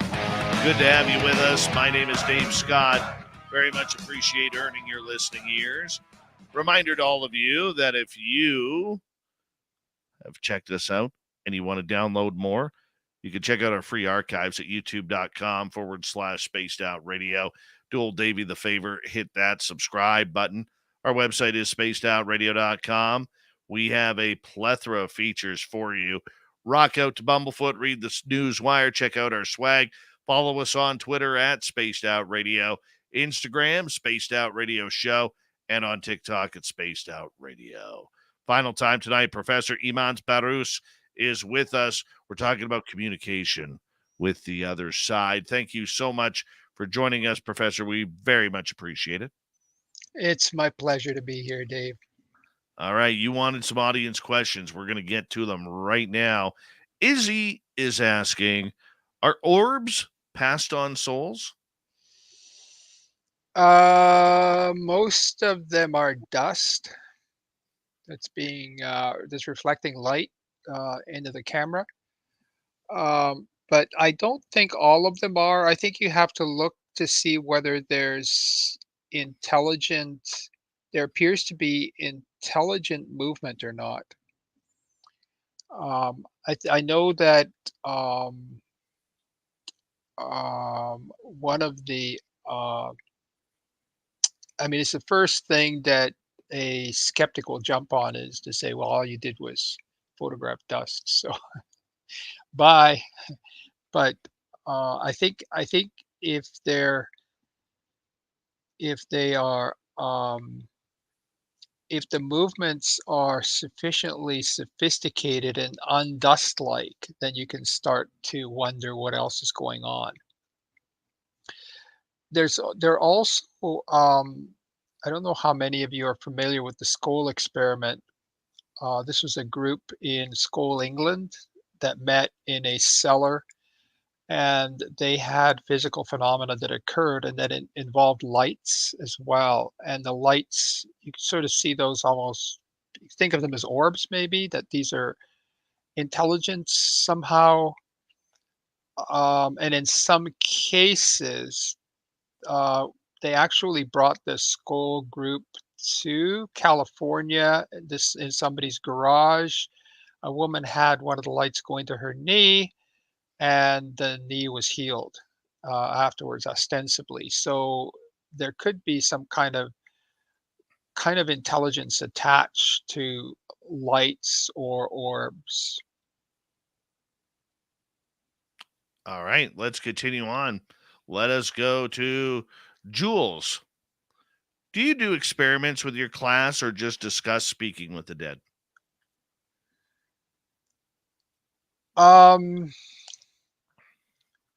Well, I used to bring a medium to the class, and she would do readings, like sort of do the John Edward thing, right? Like she's picking up on someone, and then pretty soon she'd be talking to some student in the class about whatever. And that was very eye-opening for most of the students. So I've done that in the past. The dean put a stop to it, so I haven't been able to do that for the last several years. But did that. But also, like, I'll do run random event generators, like that are used for psychokinesis studies, that sort of thing, um, as class demonstrations. So yeah, sure. Okay, moving on here. Vaughn in Edmonton is asking, have you studied highway ghosts on Highway 11 from Mountain Rocky House or Rocky Mountain House through Hordag to Saskatchewan? Have you studied any cases like that? Highway ghosts.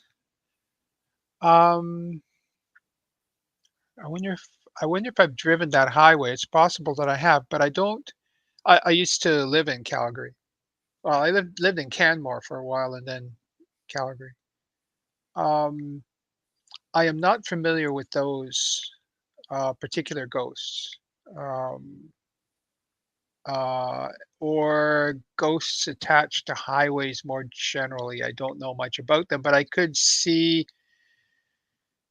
again, like if it's a situation with hauntings, like I said, some of the hauntings appear to be possibly some kind of residue that is simply playing itself over and over again, like a tape.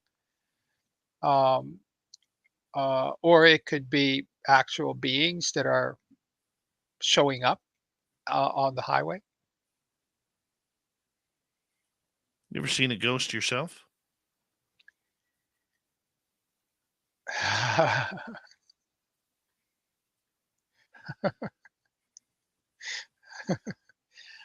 Let me think.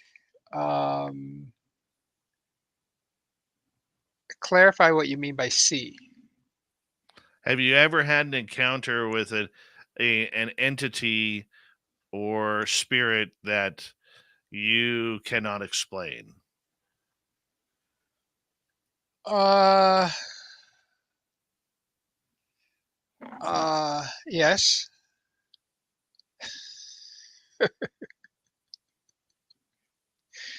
Um, yeah, sure. I've had those kinds of experiences.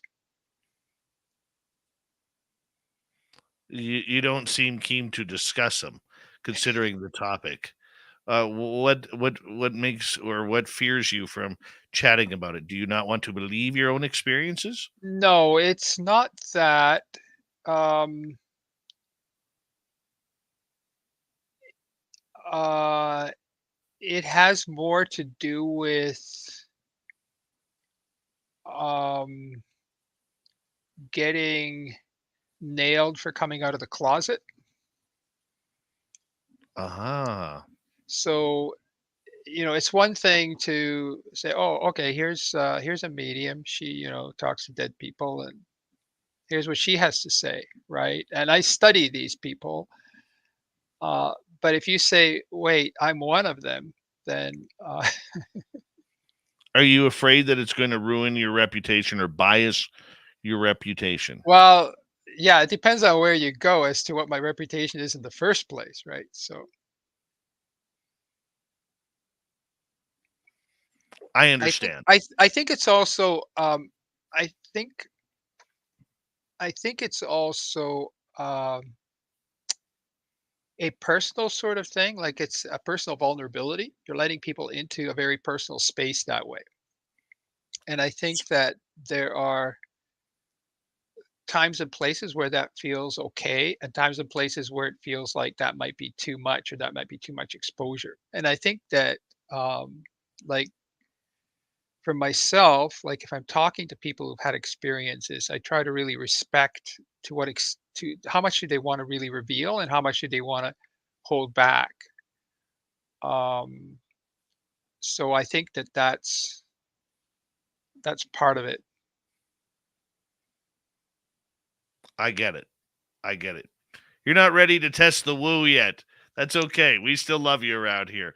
Mike is asking, currently in Ottawa, is there a future plan to maybe do your course online? My I Well, since the first of all, when the lockdown occurred, all universities had to switch to online teaching. So we finished out the semester online, And then I have been teaching online since then. Now, in September, the big altered states class is in person. So you have to be there 8:30 in the morning, Thursday morning, sitting in a seat if you want to be in that class. But my third year courses are still online. So if you go to now, I should warn you that it's hard to get into them because and it's not just my courses where we simply have our the courses in our program are simply oversubscribed already anyway. But um, if you're seriously interested, you can check out my website, baruss.ca, go to the courses page, and there's a brief description of the courses that I'm teaching online next year. All right, let's continue on. Vaughn is asking, hey, Prof, why don't you want to disclose? I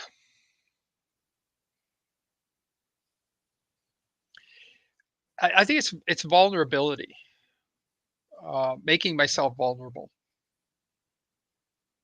I get it.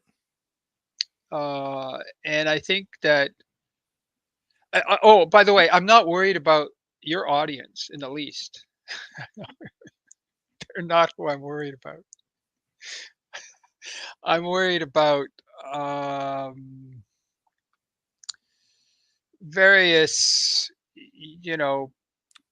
university faculty and administrators. You know what? And I will say this: it's not the first time. I'm going to defend you here for a second, okay? It's not the first time that that I've heard from many professors or educators that they are concerned about dealing in these subjects publicly and their studies publicly because of everything from grants to tenure, because all it takes is one person in power to get a bee in their bonnet about what you're teaching. And the next thing you know, you're being reprimanded or told you can't study what you can or cannot want to do. I mean, it's a very political genre in the universities on both sides of the border here in North America. So I don't, or I feel bad, I should say, that you're in that predicament. Well, I mean, I could spend the whole talk just talking about that one topic. I signed up for it. Okay, I said I was a roofer. I was a roofer for 4 years, 5 years. Nobody cares what you think when you're a roofer. Right. You're on top of everybody else. Everybody else is below you. You do your thing. Nobody cares about you. You know, and so I was really free to do and think and whatever I wanted to. And then I realized that the things that I was interested in, these things that mattered to me about consciousness and life after death and aliens and everything else, that those kinds of things, you're not going to change the system from the outside. You can only change it from the inside. And that's when I made a conscious decision to go back inside.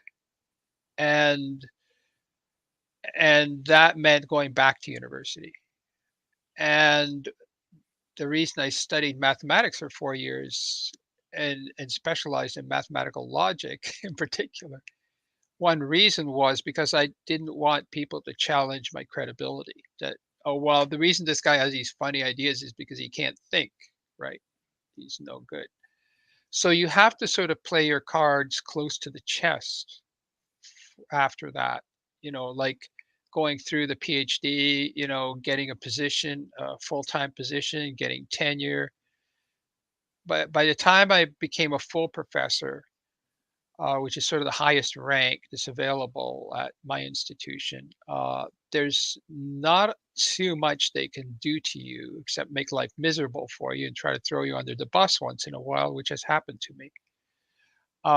So I've been pushing that envelope out further and further. So this whole, like, people are kind of scratching their heads. How is he able to do this study, looking at dead people talking on cell phones in a university?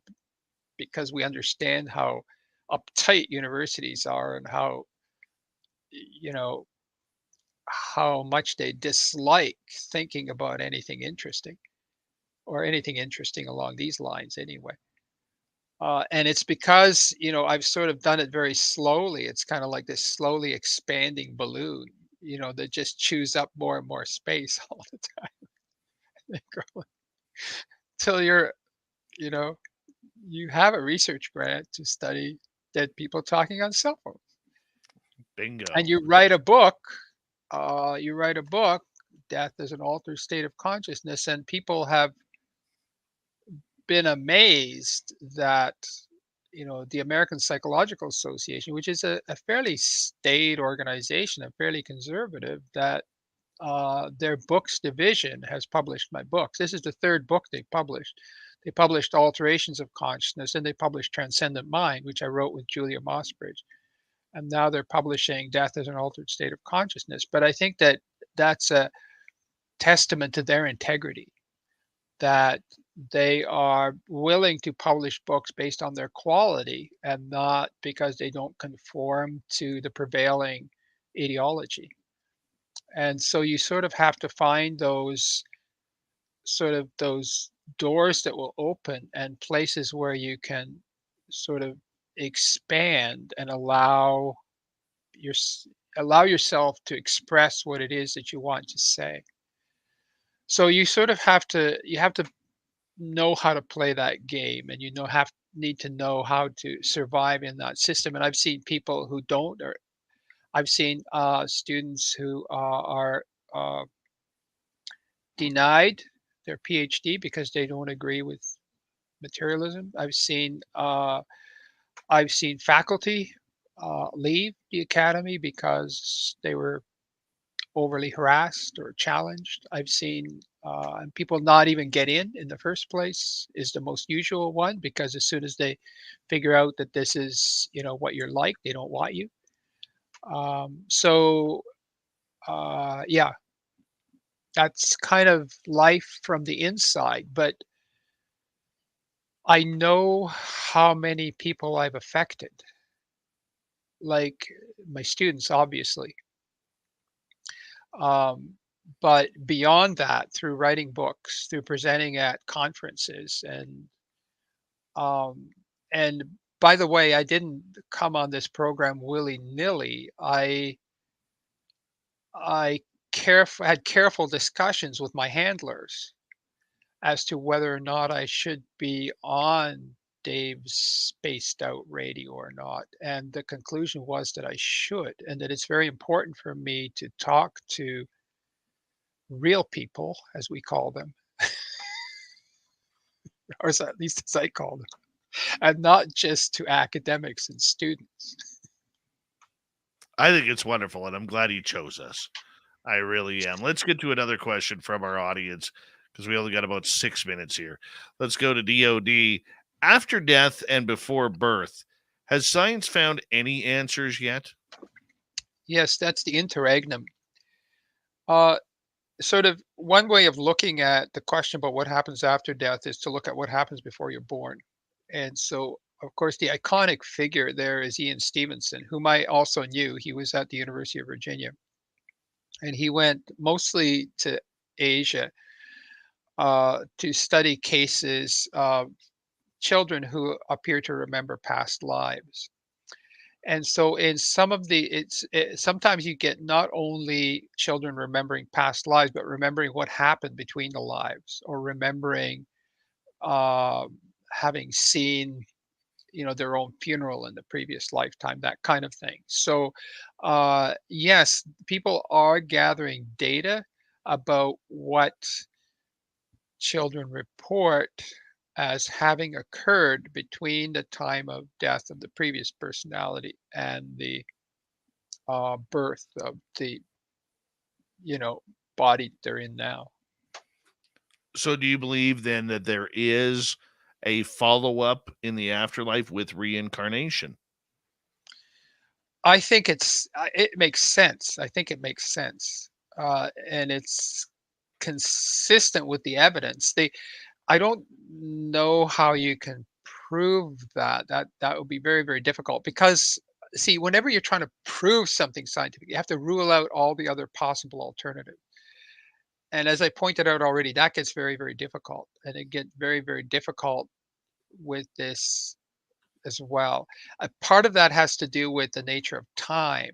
We think time, it's linear, it's like beads on a string, but hey, that's really not all there is to it. Time is actually quite interesting. And I mentioned the book Transcendent Mind, chapter 3 is about time. And we basically take apart the linear idea of time and replace it with we don't know what. I hear you. But Let's go to Julie here because I want to burn through some of these questions in 4 minutes. What's the most perplexing thing about the paranormal that you have ever learned or found plausible? I think reality is perplexing. Paranormal or not, everything's paranormal. There's no non-paranormal out there, really. I mean, when you think about it for a minute, people just think that because they're used to something that it's not perplexing. But even the most simplest thing, like this meat jacket that I'm wearing right now, like that's already like perplexing. Like, why is it like that? Why is it getting old? um,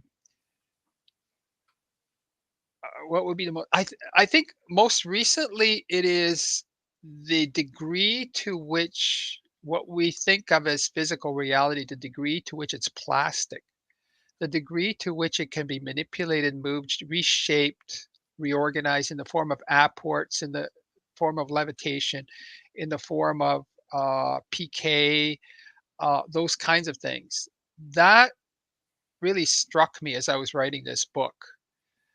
There is so much of that out there in people's experiences. And we, of course, as academics, we downplay it because it doesn't fit with Newton's laws. But Newton's laws they work for some things, but not everything anyway. So why are we so attached to them? Let's just let go of them and let's just start looking at what it is that's going on out there. So for me, I think that's been like my most recent thing has just been, yes, it's plausible. It really happens.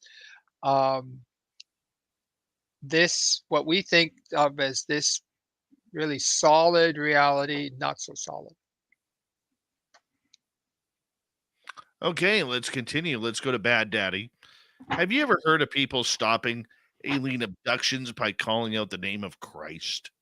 No, but people have stopped alien abductions.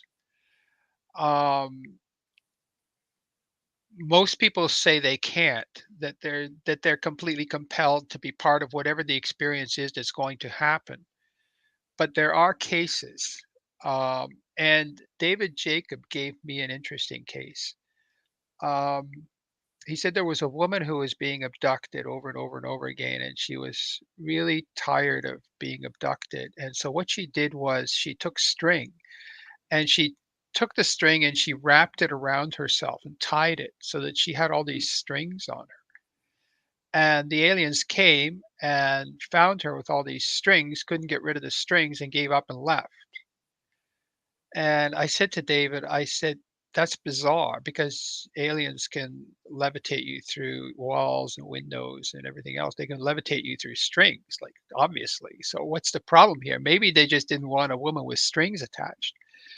And so, of course, he didn't like that answer because that's like, or it wasn't, open to, a metaphorical interpretation of what's happening. But it's almost like there's this interplay of the metaphorical and the sort of the physically sort of visceral, shall we say. And those connections, by the way, academics are starting to think about them and investigate them. So people who have experiences, and you've probably had this as well, having abduction experiences or being an experiencer, that there's also like precognition, there's also PK, there's also telepathy. So it's like these different and strange creatures that show up, men in black or Shefoot or whatever. So it's kind of like there's this level of reality out there that's beyond what we ordinarily think is going on. Professor Imants Baruss, thank you for coming on Spaced Out Radio. For the rest of you, hour number 3 coming up next. We'll see you around the corner. Do me a quick favor, because we didn't get into the show. Tell everybody where they could find your book and your information. Oh, the easiest thing is go to my personal website, baruss.ca.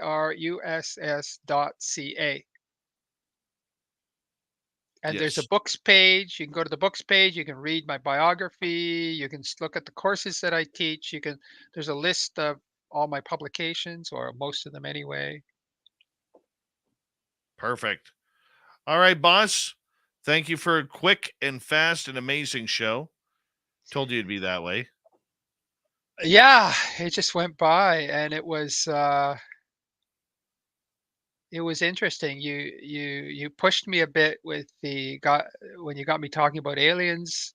You pushed me a bit when you asked for personal experiences, but I held the line. You did well. You did well. Good for you. You didn't break. I appreciate that. Let's do this again sometime, shall we? Okay, Dave, it was a pleasure. Thank Absolutely. you. I agree with you. Take care, my friend. Professor Imants Baruss. I love the guy. I do. He's awesome and he's honest. He doesn't have he wants the truth to come out. That's what I love about him. We'll do that again with him. Thank you, Scrub It Up Dub. I will be right back.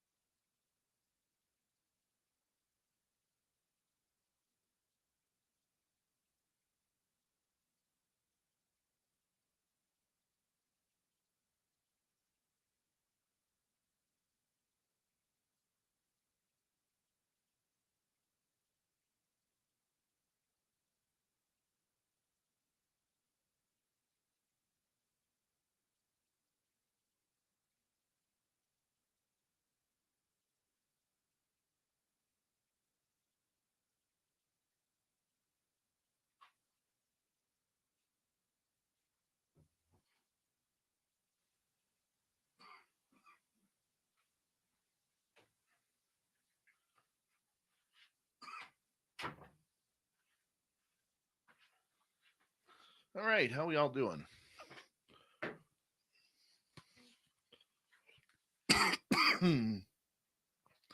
Good to see you all.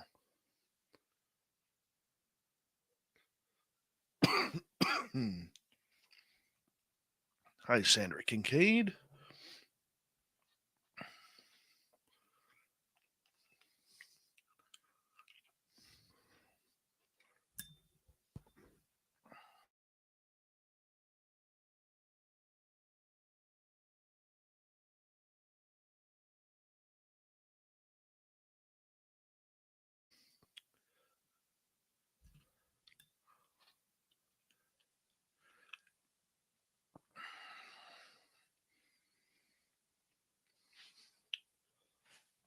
Excuse me.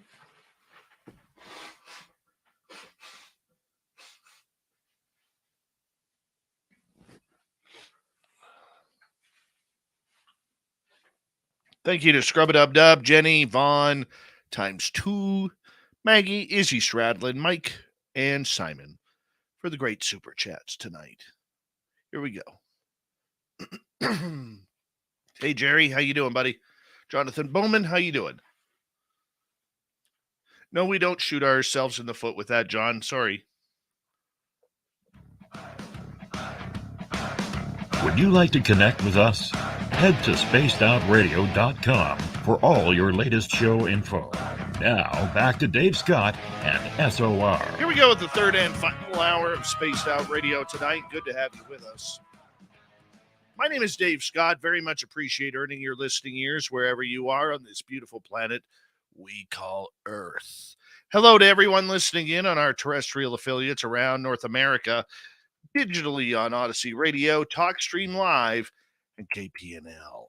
All of our archives are free. Join us at youtube.com/Spaced Out Radio. Do old Davey the favor, hit that subscribe button. The Desert Clam has set the password for tonight in the SOR Space Travelers Club. Ekphanesis. Ekphanesis is your password.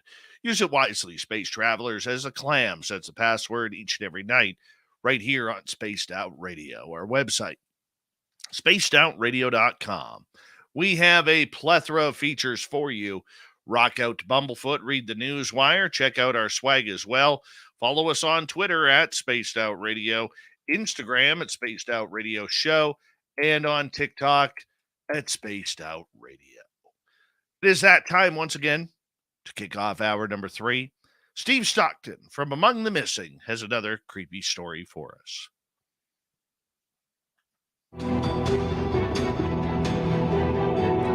Hello, friends.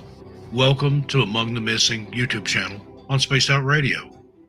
I'm Steve Stockton, and I'm about to take you on an unbelievable journey of people just like you. Their stories and encounters will haunt us on Among the Missing.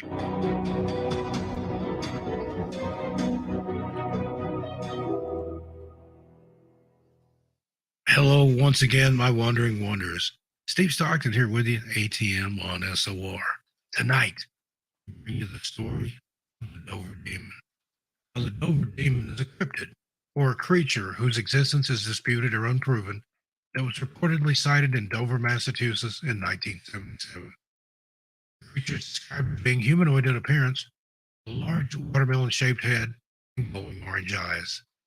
It's said to be about 3 or 4 feet tall, with long, thin arms and legs, and a hairless, pale gray or greenish-gray body. First reported sighting of the Dover Demon took place on the night of April 21st, 1977, when 3 teenagers, Bill Bartlett, Mike Mazzocca, and Andy Brody, were driving through the outskirts of Dover. As they were driving down Farm Street, they spotted a strange creature walking along a stone wall on the side of the road. They initially thought the creature was a dog, but as they got closer, they realized it was something far stranger. According to their accounts, the creature had a large, elongated head with no visible ears or nose, and glowing orange eyes that seemed to be unblinking. Its body was thin and sinewy, with long, spindly arms and legs, and a small, almost slit-like mouth.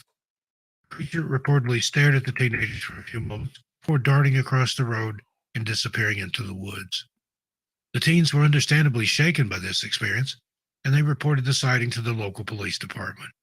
Over the next few days, several more sightings were reported in the area, including one by a 15-year-old boy named John Baxter, who claimed to have seen the creature in his backyard. Despite extensive searches of the area by police and locals, no physical evidence of the creature was ever found. The Dover demon quickly became a media sensation, attracting attention from cryptozoologists and paranormal investigators around the world. Some speculate that the creature was an extraterrestrial being, while others suggest it was a previously unknown species of primate or mutant form of a known animal. Skeptics, on the other hand, dismissed the sightings as a case of mistaken identity or even a hoax. Some suggested that the creature was simply a misidentified owl or raccoon, while others pointed out that the teenagers who reported the sightings were likely influenced by popular culture, such as the then recent release of the movie Close Encounters of the Third Kind. Despite the controversy surrounding the Dover demon, the sightings remain a popular topic of discussion among cryptozoologists and enthusiasts of the paranormal. While the true identity of the creature may never be known, its story serves as a reminder of the enduring fascination humans have with the unknown and the unexplained. Well, there you have it. What do you think of the Dover demon? I look forward to your comments. Once again, thank you for listening to ATM on SOR. I'm Steve Stockton, and I'll see you a little further on down the trail. We love it when Steve Stockton kicks off hour number 3 here on the show. And of course, if you want, you can always head on over to his YouTube channel, Among the Missing, and check it on out. Hit subscribe. He's got dozens of stories just like that one right there for you. Yep, he doesn't miss a story. He's got a great team. Great team putting it all together. Speaking of a great team, here's my tandem for the UFO report. It's little Timmy Senor and the UFO report. Nobody's gonna know. They're gonna know.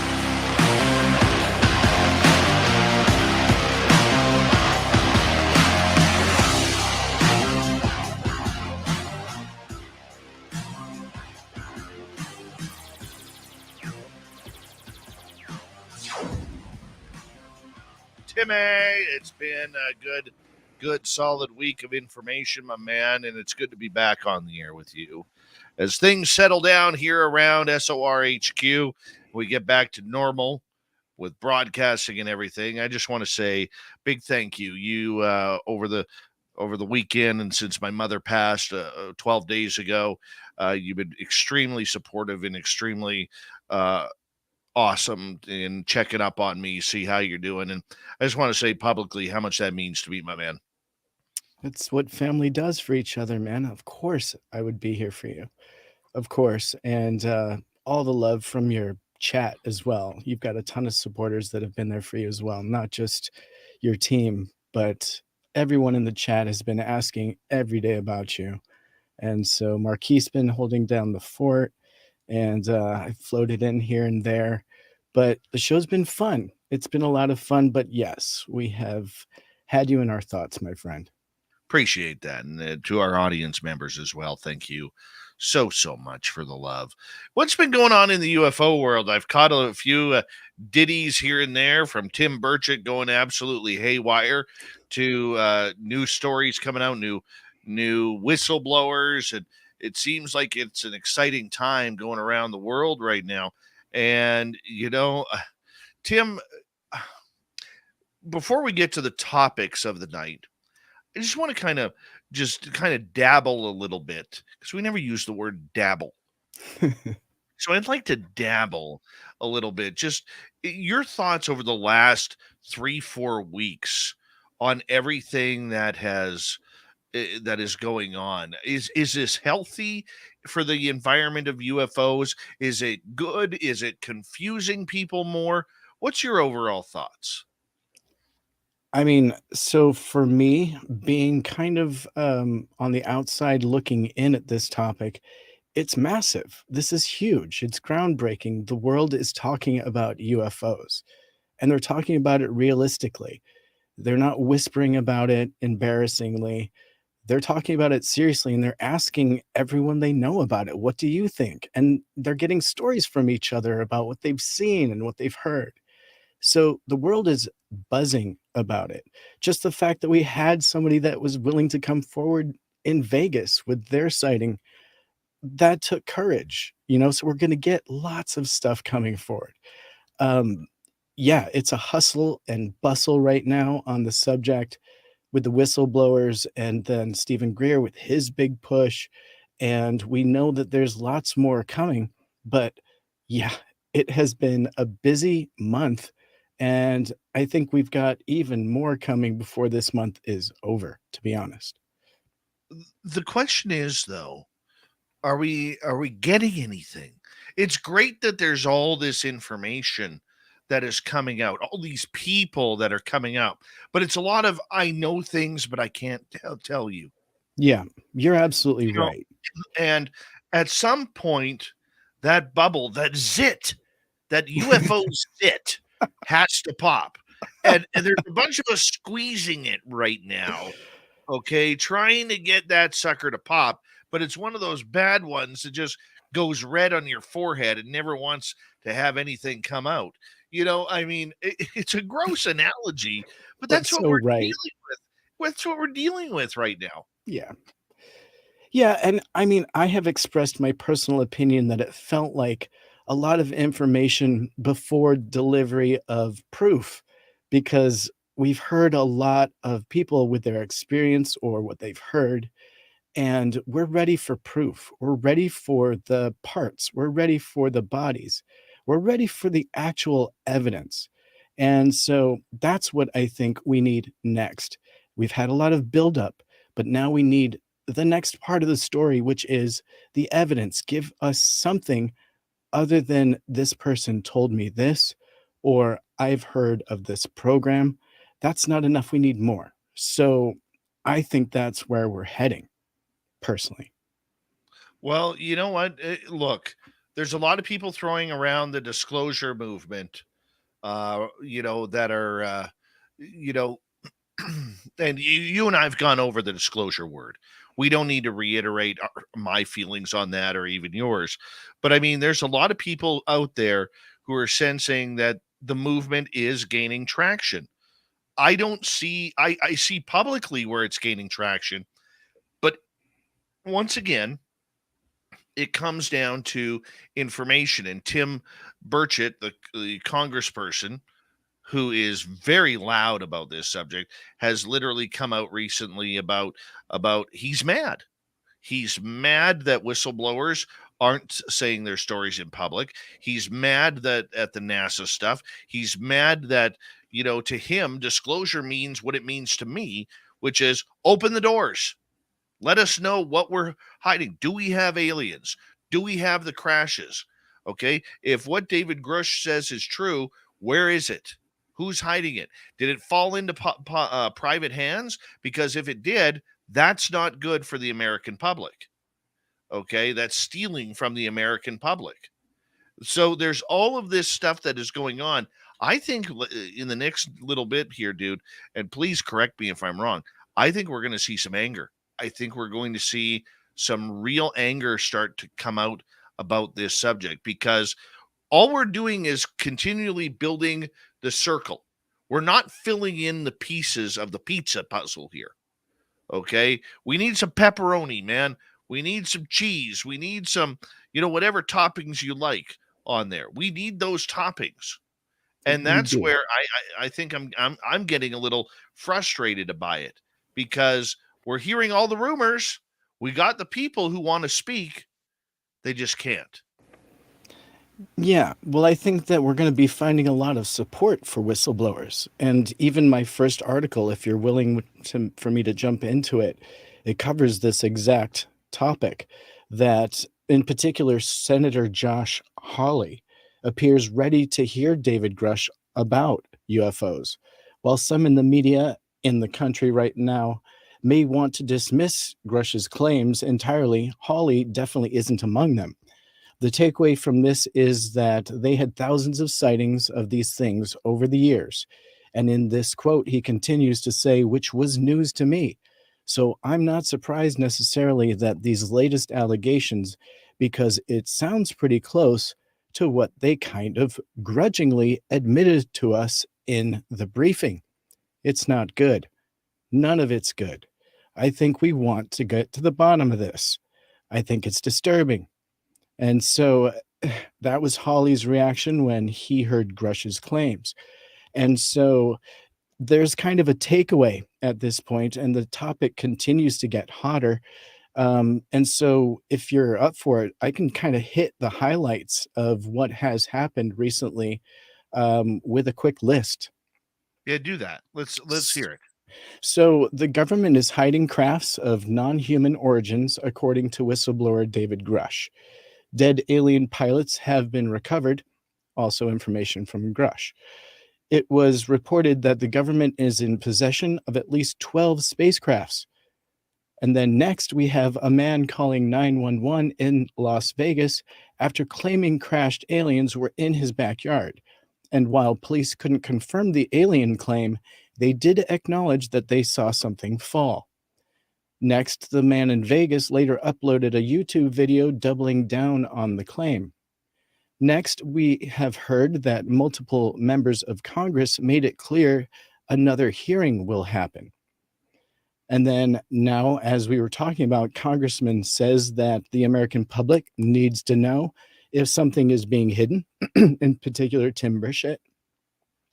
And then the Vatican has helped the Vatican helped cover up a 1933 UFO crash.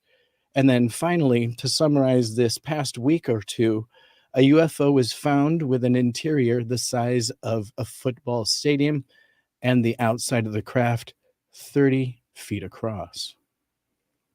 So that's kind of a summary of the past 2 weeks, what we've had. And so there's been quite a lot of information. But again, some of it feels like it might be real. Some feels like it's a distraction. Some feels like it could be just totally fake.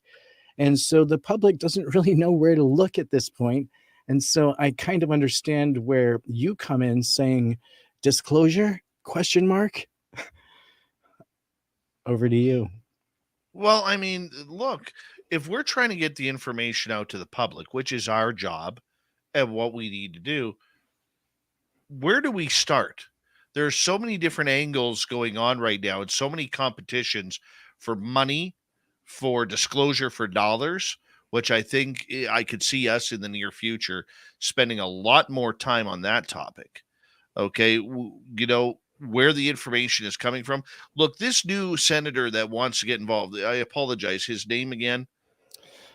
His name is Josh Hawley, Hawley. Okay. So Josh Hawley, the problem with this, it's twofold. Number one, it's great that he wants to get involved, that David Grush has made him come out in public and say, I need to hear from this guy. I need to know more. I need to jump on the bandwagon here. But the problem that we have is Josh Hawley, elected official, going to go back to his constituents in the American public, in the world public, and say, this is what I found out. This is what I know. See, we have all these people getting interested. All the right people are getting interested. But they're silent when this little thing called a microphone is put in front of them. They don't want to talk about it. They claim that, right now it's all about national defense. It's all about secrets. We can't have disclosure or any sort of closure on this topic until we start hearing those secrets. And why are they secrets? Why are they secrets? The only, and this is, and please correct me if I'm wrong, Tim. The only reason why they are secrets is unless the American government and military and agencies have been doing something nefarious with this behind the public's back. Whether, if you take, and I'm going to give you a quick example here. If you take the fact, okay, to me, David Grush said two very important things. Number one, on crash retrievals, he said, we have portions of craft, and I'm paraphrasing here. We have portions of craft, and we also have fully intact craft. Nobody asked him, what do you mean by fully intact craft? If you have fully intact craft, that means they didn't crash. Okay? How did you get them? Were they a trade-off for human technology? A trade-off for people? Were they because obviously they're not going to trade us technology. They've just come across a universe or come across dimensions to get here. Okay, so let's look at that for a second. Number 2, he's the first person to say that many of these craft are piloted and not by humans. So that means a couple of things, Tim, if we go down the rabbit hole. That means, number 1, on crash retrievals, we have bodies. Or number 2, on the fully intact craft, we may have live aliens somewhere that maybe we're beta testing, alpha testing, communications, or a relationship with that species. Yeah. And so that's where we could get into trouble. Well, my question is him talking about that and even specifically pointing out the Vatican case 1933. Is that because we're going to hear more about cases that supposedly we have evidence for, or at some point are we just going to see the evidence and then hear the case after? I mean, at some point we need more than just the story. And I think that's what you're talking about here. But if there are craft and there are body, whether intact or in part, we need more, don't we? I mean, because that's what's being implied by this conversation, that the next step is revealing something else that proves this story. Do you agree? Well, they have to give us something. Okay. The problem is they don't want to give us anything, Tim. Okay. Look, the only reason why this hasn't gone away is because more and more people in authority positions are becoming more and more vested in this. And there's people who are no longer maybe parts of programs that are hoping the whistleblower support and protection helps them out. Okay. Look, I think David Grush is the real deal. Okay. I really do. I am 100% convinced. My insiders that I get my information from are 100% convinced he is the real deal. His resume so far is impeccable. We have a reason to believe him. We have a reason that he has taken, if you take him at his word, there's a reason that we have moved a step or two closer towards getting the information that we deserve. We just need to be asking the questions. We need to be, asking about everything. So far, okay, we know that there is 7 hours of testimony with him from Ross Coulthard, the investigative journalist. We've only seen about 30 minutes of that. What does he say in the other 6.5 hours? And I know that will be released. When? Don't know. Okay, I'm hoping soon. I would be interested in seeing or sitting down on a weekend and watching 7 hours of his interview. Absolutely. I think you would too, Tim. Indeed. Right? Indeed. But I mean, there's questions from other people. Like when you're sitting in an interview like Ross Coulthard, you're not going to think of all the questions. You're just not, because you have your plan, you have your questions written out, and sometimes you're going to forget to sidebar because you're shocked at what was just said. It's those secondary interviews that are going to provide a lot more information. And hopefully we can get them on this show. When we return on the UFO Report with our good friend, our resident Timbit, little Timmy Senor, we're going to get into senators talking about whistleblowers' claims and NASA once again. Come on, Tim. Here we go. Let's get fired up for the final half hour. Spaced Out Radio.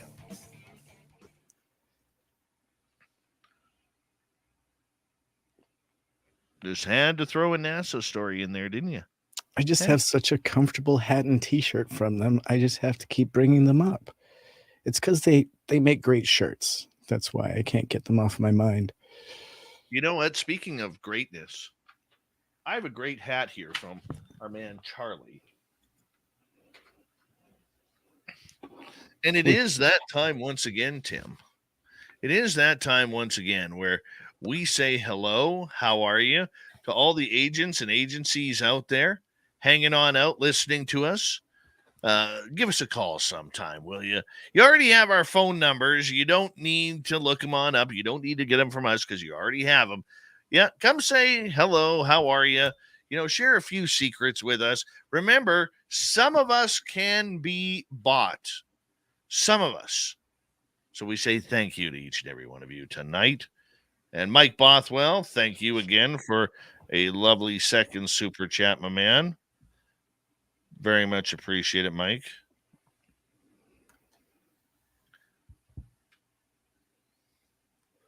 It's warm in here. Very, very warm. It's that time of year. What is it there right now? Summer, almost. What's the temperature like? It was cold earlier. Like cold for a summer day. Like it's right now it's 47 Fahrenheit, 8 Celsius. Gotcha. I'm trying to imagine what to pack. Tomorrow it's supposed to be, so I'll give you the rundown for the week. Tuesday is supposed to be a high of 66. Wednesday is high of 62. Thursday's a high of 71. Friday's a high of 75. Saturday's a high of 75. 77 for Sunday, 79 Monday. You're not coming up this weekend anyways. No. I'm just getting curious. Like, what's your summer like? Do you get hot? No, dude, bring shorts. Yeah, shorts. Bring shorts. Oh, yeah. Bring shorts. I absolutely love it. So we already covered the senator thing, but we have those other stories, but it does blend in. And actually, I sent you that fourth one, and we could bring that up when we come back, because that is a piece of evidence that has been dug up to support what that whistleblower David Grush said. So we can talk about that piece of evidence, which is literally some physical documents that have been dug up. Well, let's just continue the conversation. Indeed. Wherever it goes, man. Yeah, beautiful.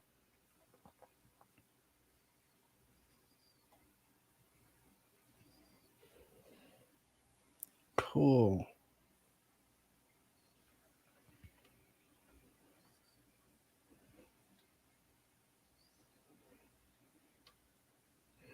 You're going night after the show, right? You're not planning on staying up? I'm pretty much going to bed. Yeah. Falling asleep at your desk today. I did. That was the funniest text I think I've gotten in quite a while. I was like, that is par for the course. So for people who don't know, I had my boss laughing at me earlier today because I fell asleep at my desk. It was like 4:15. We shut down at 5. You shut down. And Dave, when you fall asleep, it's great. He's just sitting there. You can imagine it. Just eyes are closed. He could even be on the phone, eyes closed. Yep. It happens. I've been on many a phone calls where all of a sudden I start snoring. Yeah, I've been on one of those. You start drifting and making nonsense talk. I'm like, he's falling asleep. Yeah, I should Dave's probably let falling him go. asleep. Dave's falling asleep, and Dave feels bad about that. He starts getting a little giddy. You know, it's time to hang up. Oh, yeah. Yep. It's good stuff. All right. What do we got here? We got a couple more seconds here. Cool.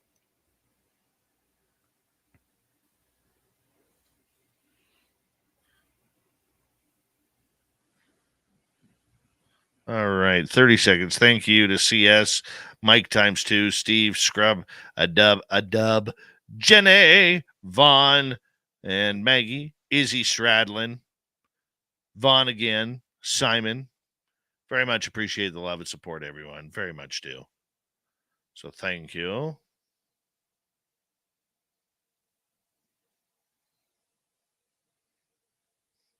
Here we go.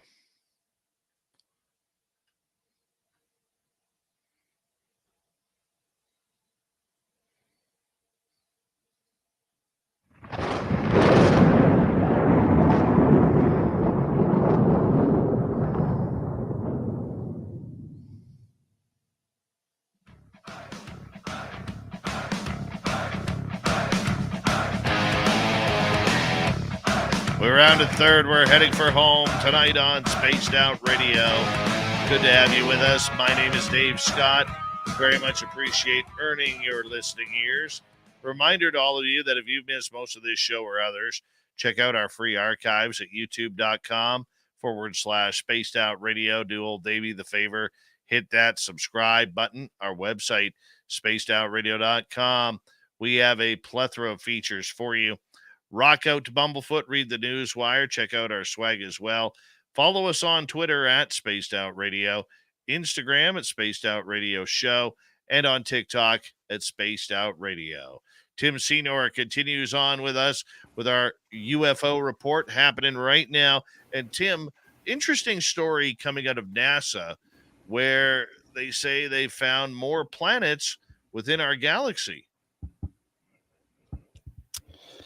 Yeah, that is absolutely right. And NASA's exoplanet Bonanza has revealed 5,445 confirmed alien worlds in our galaxy alone.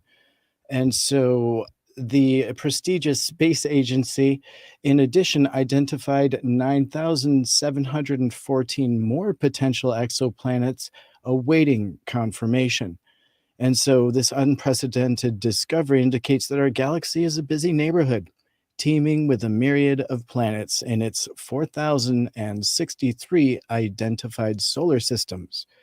So a universe packed with planets. And so the pursuit of alien life has been part of the driving force behind NASA's exploration. And the recent exoplanet discovery fuels scientists' enduring quest to identify planets that could potentially harbor life. And so in a vast expanse with 100 billion planets, finding life-sustaining ones might seem like finding a needle in a haystack. However, a study offers a more precise estimate. 300 million possibilities for life, and the study suggests that approximately 300 million of these 100 billion planets could have the essential ingredients for life. So the study considers factors like the planet's distance from its star, its temperature, the planet's atmosphere, conditions, and within the so-called Goldilocks zone. So not either too hot nor too cold for liquid water to exist. And so these are the prime candidates in the quest for extraterrestrial life. So knowing that all of these exoplanets are being discovered, we know that this is definitely potential for life to exist very close, potentially, in our own galaxy. So, Dave, your thoughts, knowing that this is actually some new information detecting these new exoplanets? Look, I beat on NASA a lot. You know that. And for good reason, for their lying about the UFO story. But this is the side of NASA that I enjoy. The finding of these planets, the fact that they're finding more and more that seem to be in the quote unquote Goldilocks zone that could be teeming with life, that could be teeming with other humans or other species or extraterrestrial, ultra-terrestrials, extra Temptation Island terrestrials, or whatever they're called by Dr. Michael Masters. Okay, we have the ability to start seeing these things through technologies like the James Webb Telescope and more.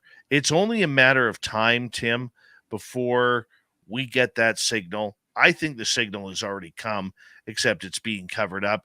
But it's only a matter of time before we start, getting something from some of these planets. We cannot be the only world teeming with technological life on this planet here. And if there are more than 5,400 of these planets that are now found, and many of them hundreds, if not thousands, well, let's stick with hundreds of them. Even if there's tens of them that could be teeming with life, they know where to look. They know what's going on. And wouldn't it be interesting? Can I throw some woo out there for a second, Tim? Absolutely. It wouldn't be Right. the first time. Okay, well, right before the break, we were talking about David Grush and the fact that we have intact craft and pilots. Wouldn't it be great if it was these pilots or the navigation of these intact craft that were showing us where all of these planets are? We may actually have examples from this from our interstellar travelers that have visited here or crashed here or being used as scientific experiments here. We may have that information already.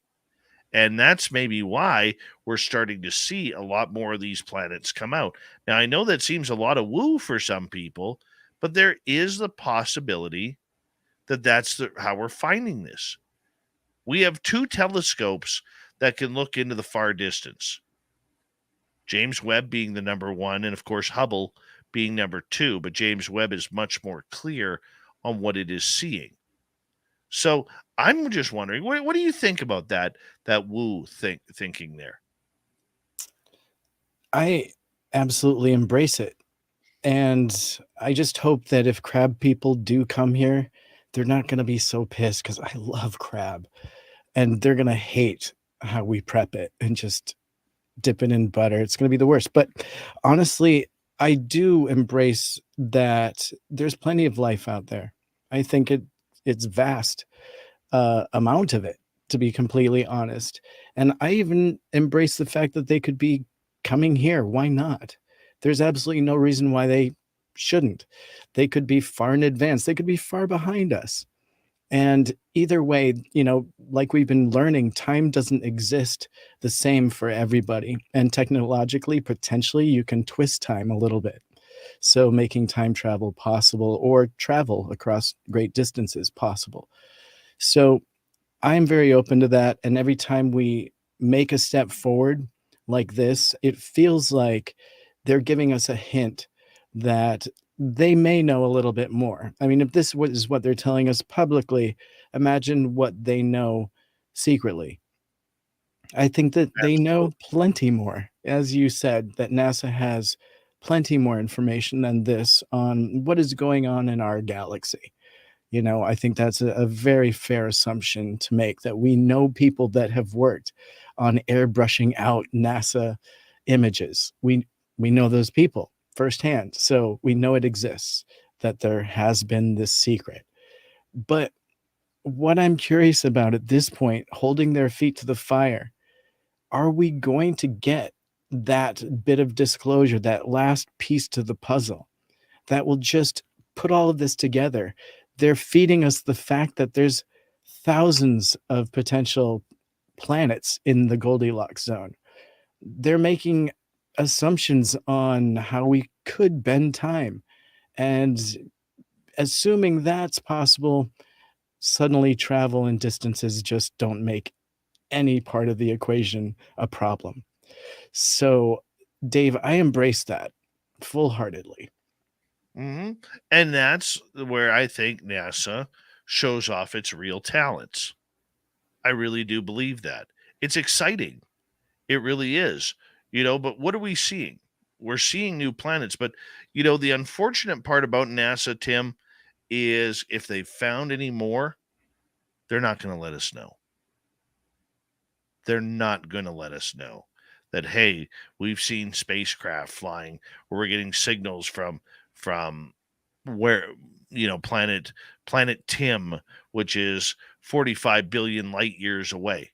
I'm from there, actually, so I can vouch for that.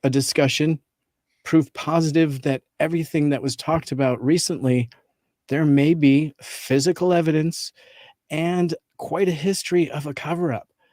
So, Dave, it's great to see that this was actually dug out and brought forward. There are some pages now. If people want to go and look at this themselves, they can go to uapcheck.com, all lowercase. Look, we're going to start seeing more and more of this. Okay, that proves a lot of things, Tim. It proves that the system is rigged. It proves that the system has been in cover-up mode for 70 plus years. It proves that back in the day, they were shutting up people by any means possible, whether it was threats to family, threats to their own lives, threats to their careers, financial threats, or whatever it may be. Okay, we need to realize that this is something that is really being pursued. Okay, and it's no different than what we're seeing today, except now they take you out in different ways. They're not killing you anymore. Okay, they're not kidnapping you from your family. Okay, cyber warfare can do a lot of drastic things to a person and ruin a person very, very quickly. I think we all know what that means. But just the idea, Tim, that this is nothing new. We need more of these old stories. Just like we need Roswell, we need these older stories of eyewitnesses and their testimonies coming through on the cover-ups that are happening. That is going to make, if there's ever lawsuits in any of this, Tim, okay, this is all evidentiary for what has happened in the past to what is happening right now. You make a great point. There is absolutely a paper trail somewhere, and it can't all have been burned. They couldn't have faked or covered up and censored every image that NASA produced. Somewhere there has to be something left.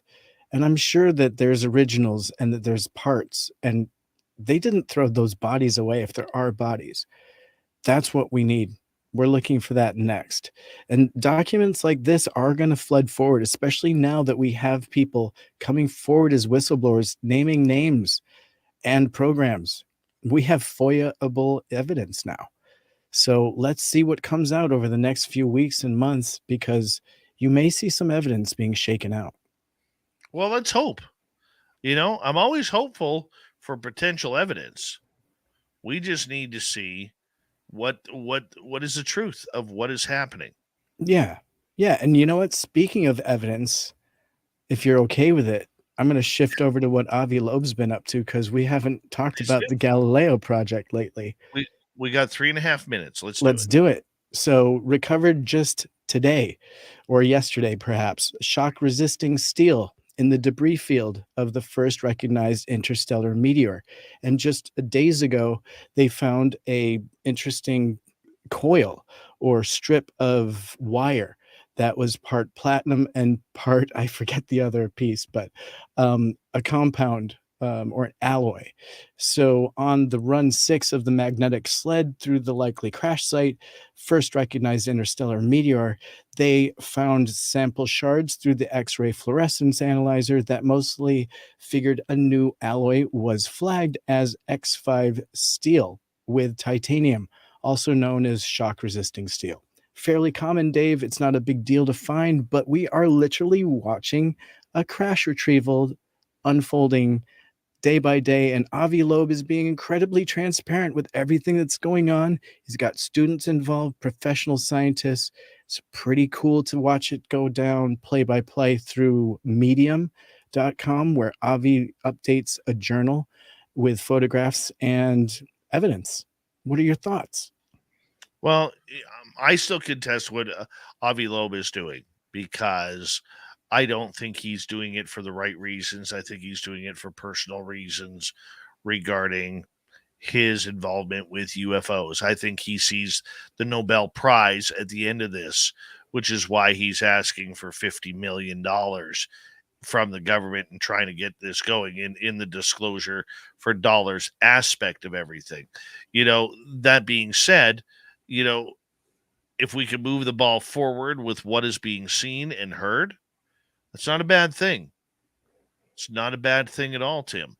And it is going to take a name out there, whether it's Avi Loeb, whether I like it or not, or anybody else likes it or not. It is going to be a name brand person out there that is going to bring this subject forward one way or another.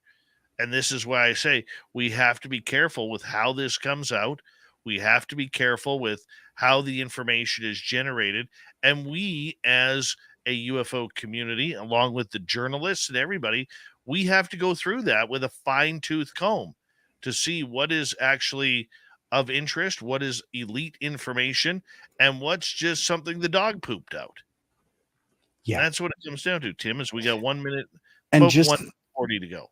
okay, and just know very briefly that Avi is updating the world via the Times Square big screen TV.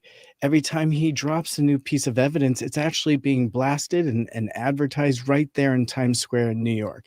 So Manhattan is getting fresh updates from Avi Loeb out in Papua New Guinea, in the middle of the, what would it be, the Southwest Pacific. So pretty cool. Well, it is pretty cool. Look, the attention is always good. Okay. The more people are talking about the subject is good. I think we can all agree on that. But like I've said before, what is the intention of the information that is being given out? What is that intention?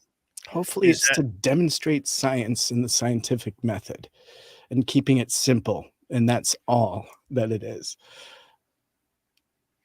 well, that's where you and I will always agree to disagree, because it's more than that. It really is more than that. It's always more than that. Timmy, another great show by you, my man. It is always a great time when we have you here and you're on giving us the latest updates on the UFO report. Another spectacular job. Thanks for having me, Dave. It's been fun. And I will sign off and let you do your checkout. It has been a lot of fun tonight. So thank you, Tim, for coming on in. And thank you to Steve Stockton for a great night of stories on Among the Missing. And, of course, Professor Imants Baruss, who joined us talking about Talking with the Dead tonight. We got Mr. Ron Bumblefoot Thal rocking in the background with Little Brother is Watching.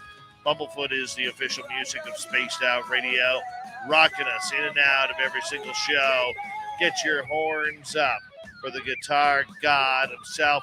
Special thanks to everybody listening in at work, at home, in your cars, wherever you may be. Thank you to everyone in our chat rooms tonight. YouTube, Twitch, LGAB, Facebook, Spreaker, LinkedIn, the Space Travelers Club, and on Twitter and hashtag Spaced Out Radio. I know you're out there somewhere. Remember, this show is copyright. It's Spaced Out Radio and SOR Media Ventures Limited. Thank you so much for choosing to share your evening with us, because together, my friends, We're watching. we own the night. Mr. Bumblefoot, we need a favor. We need you to take us home. I know you're out there somewhere watching me. Yes, the Woo train has docked for the night. But soon, my friends, we shall ride again. Your seats are always available. Your tickets never expire. And if you want to bring a friend, we've got room for them too. Good night.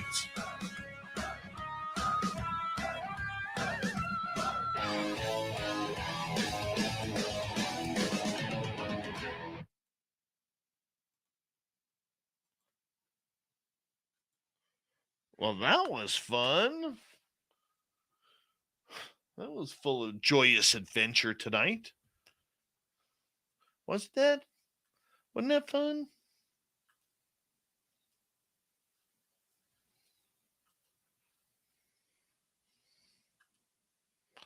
That was fun. We got all sorts of fun out of that one, people. We did.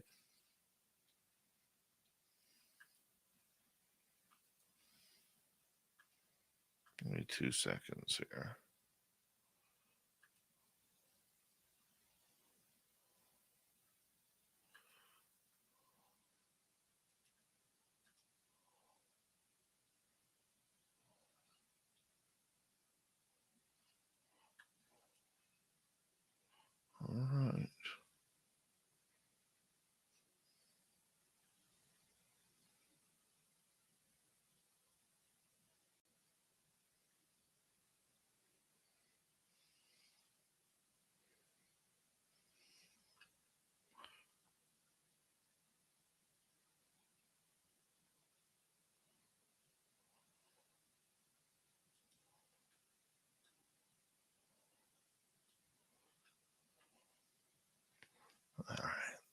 good.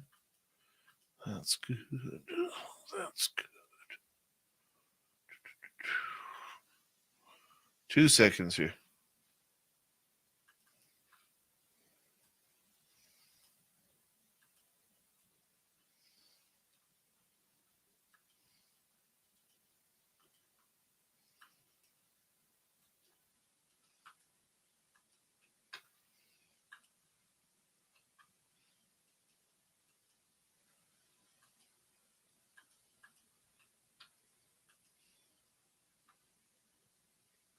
Dave isn't naked right now.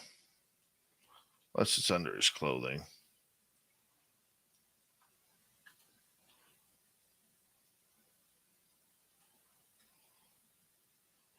What's that one there?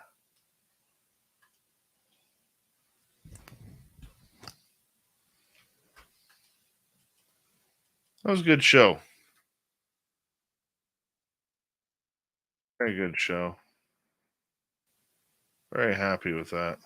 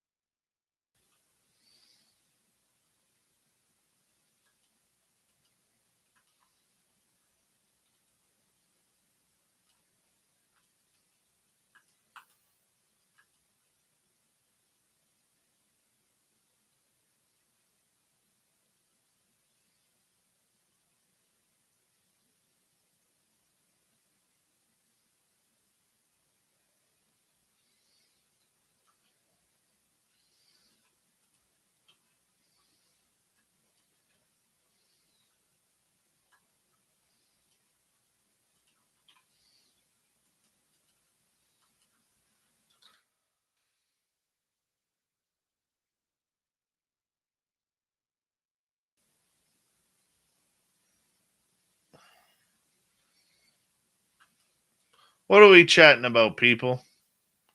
Keep me awake for a little bit here.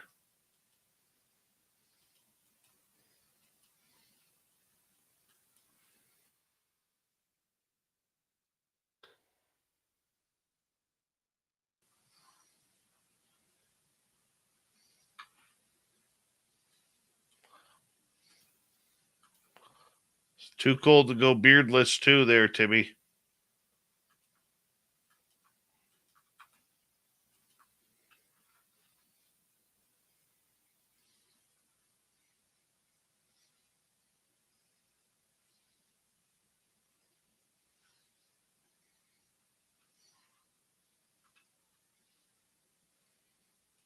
Oh, so this is your fault, Petty Van. Your fault. Students ask regarding. Question that my student. Okay, I know what section that is.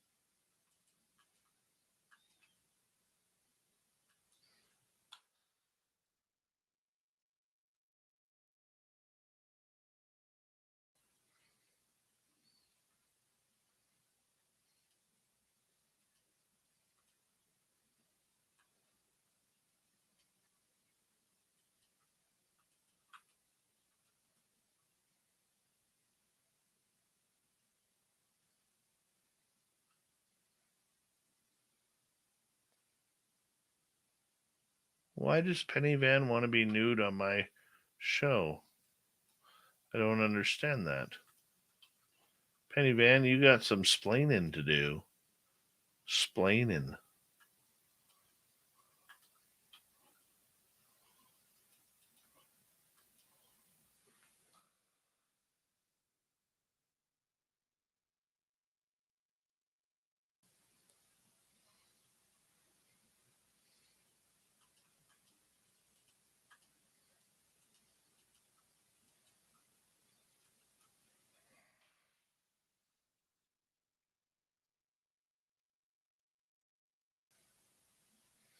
Where I live, it's very dry heat. Not a lot of humidity here.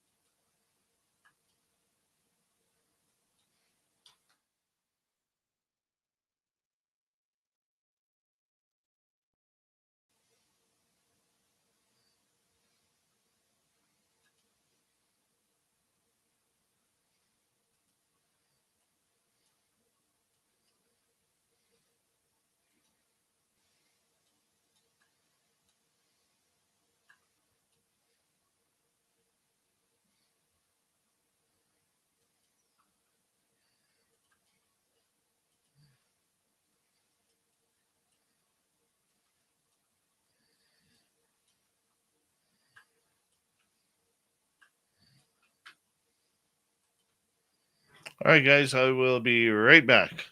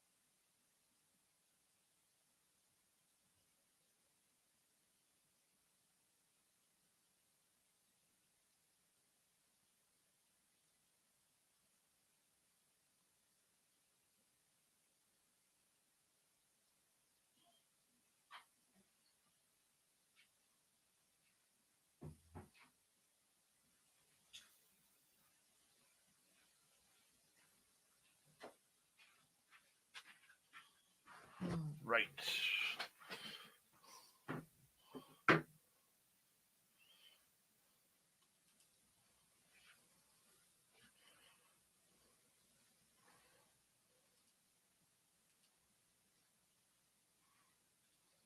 How are we?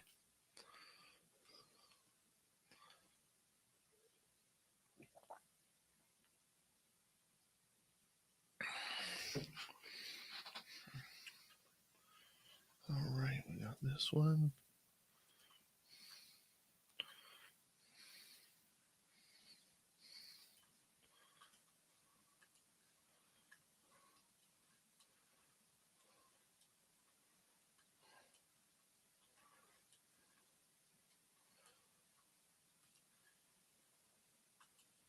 There we go.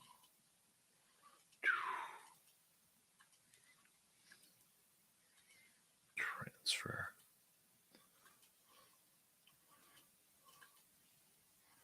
Transfer.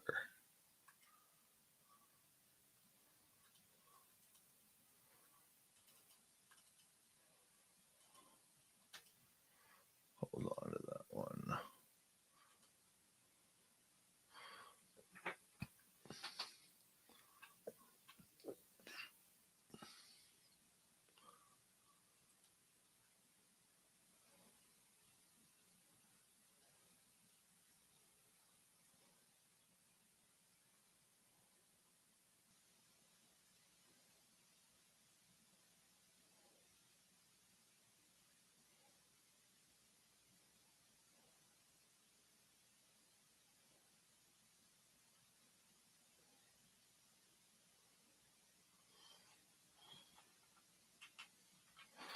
Oh, I can shut these off.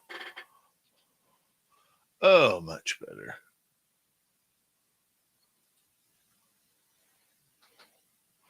Much better. Hey, Ross Dogs, what's going on? How's one of our favorite NSA guys doing today? There, we'll put this back on just for you, buddy. Just for you. We'll throw this back on. You know, only because we love you. Only because we love you. Right there.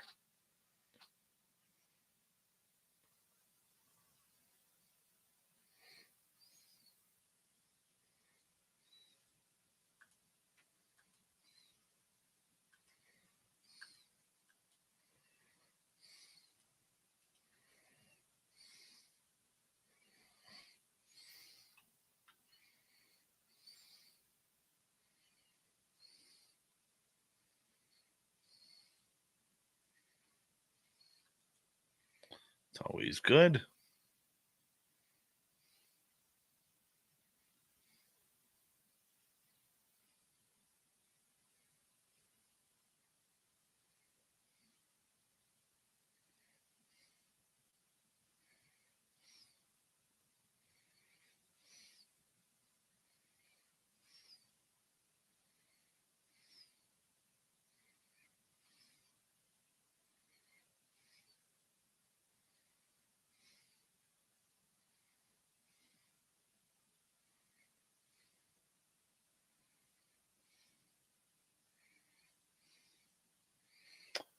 Big Bad Dry Toast. The best name in YouTube land right there.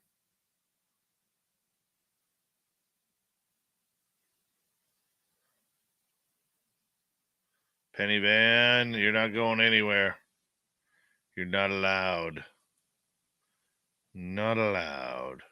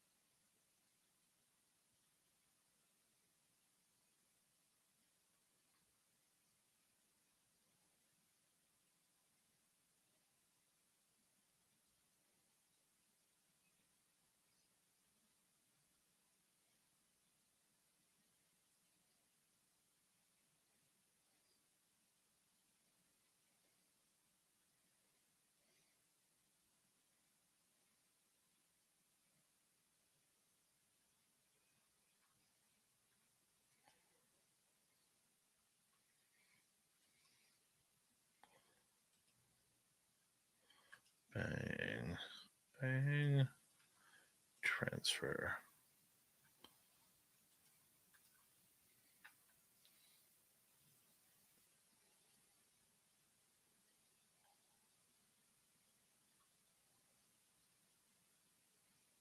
Stu Gerson, what's happening?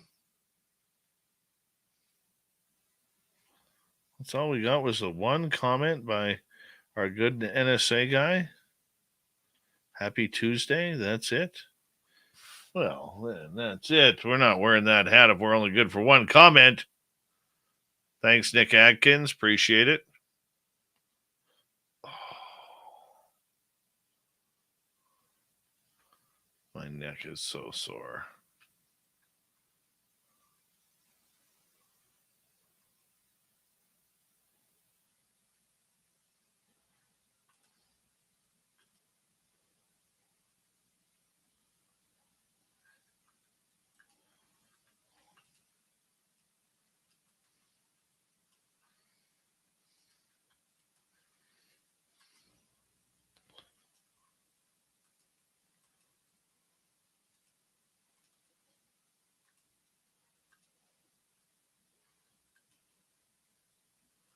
We are cruising on the downloads right now.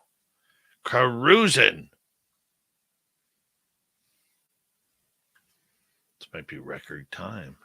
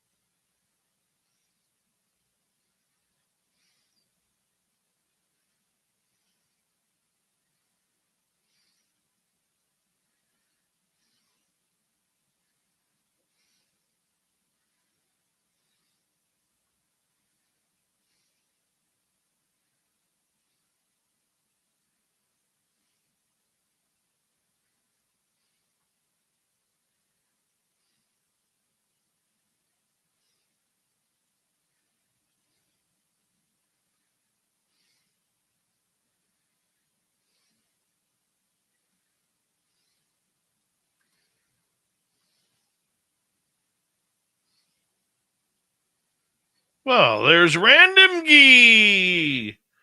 Random Gee. How was the movie? Predictable but decent.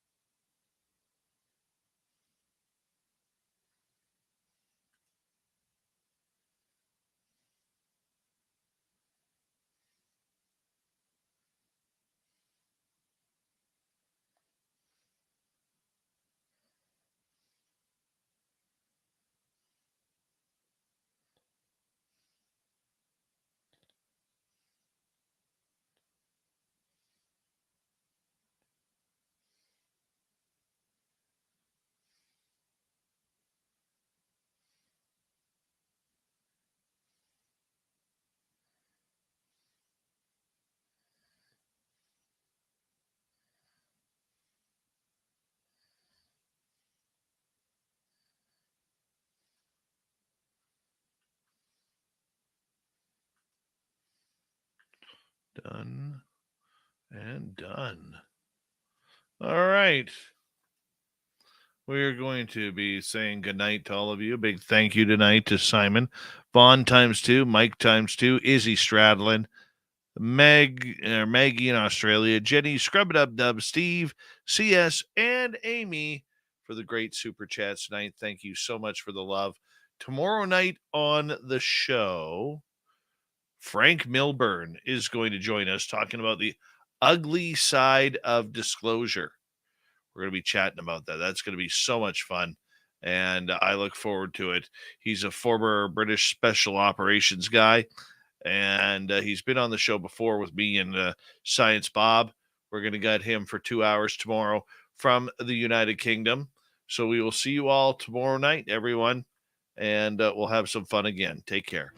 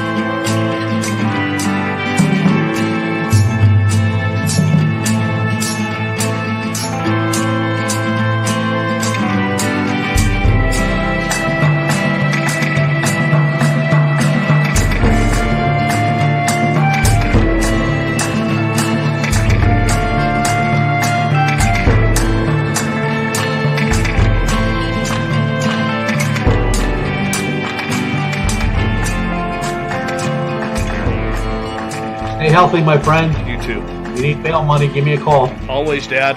Take care. You too.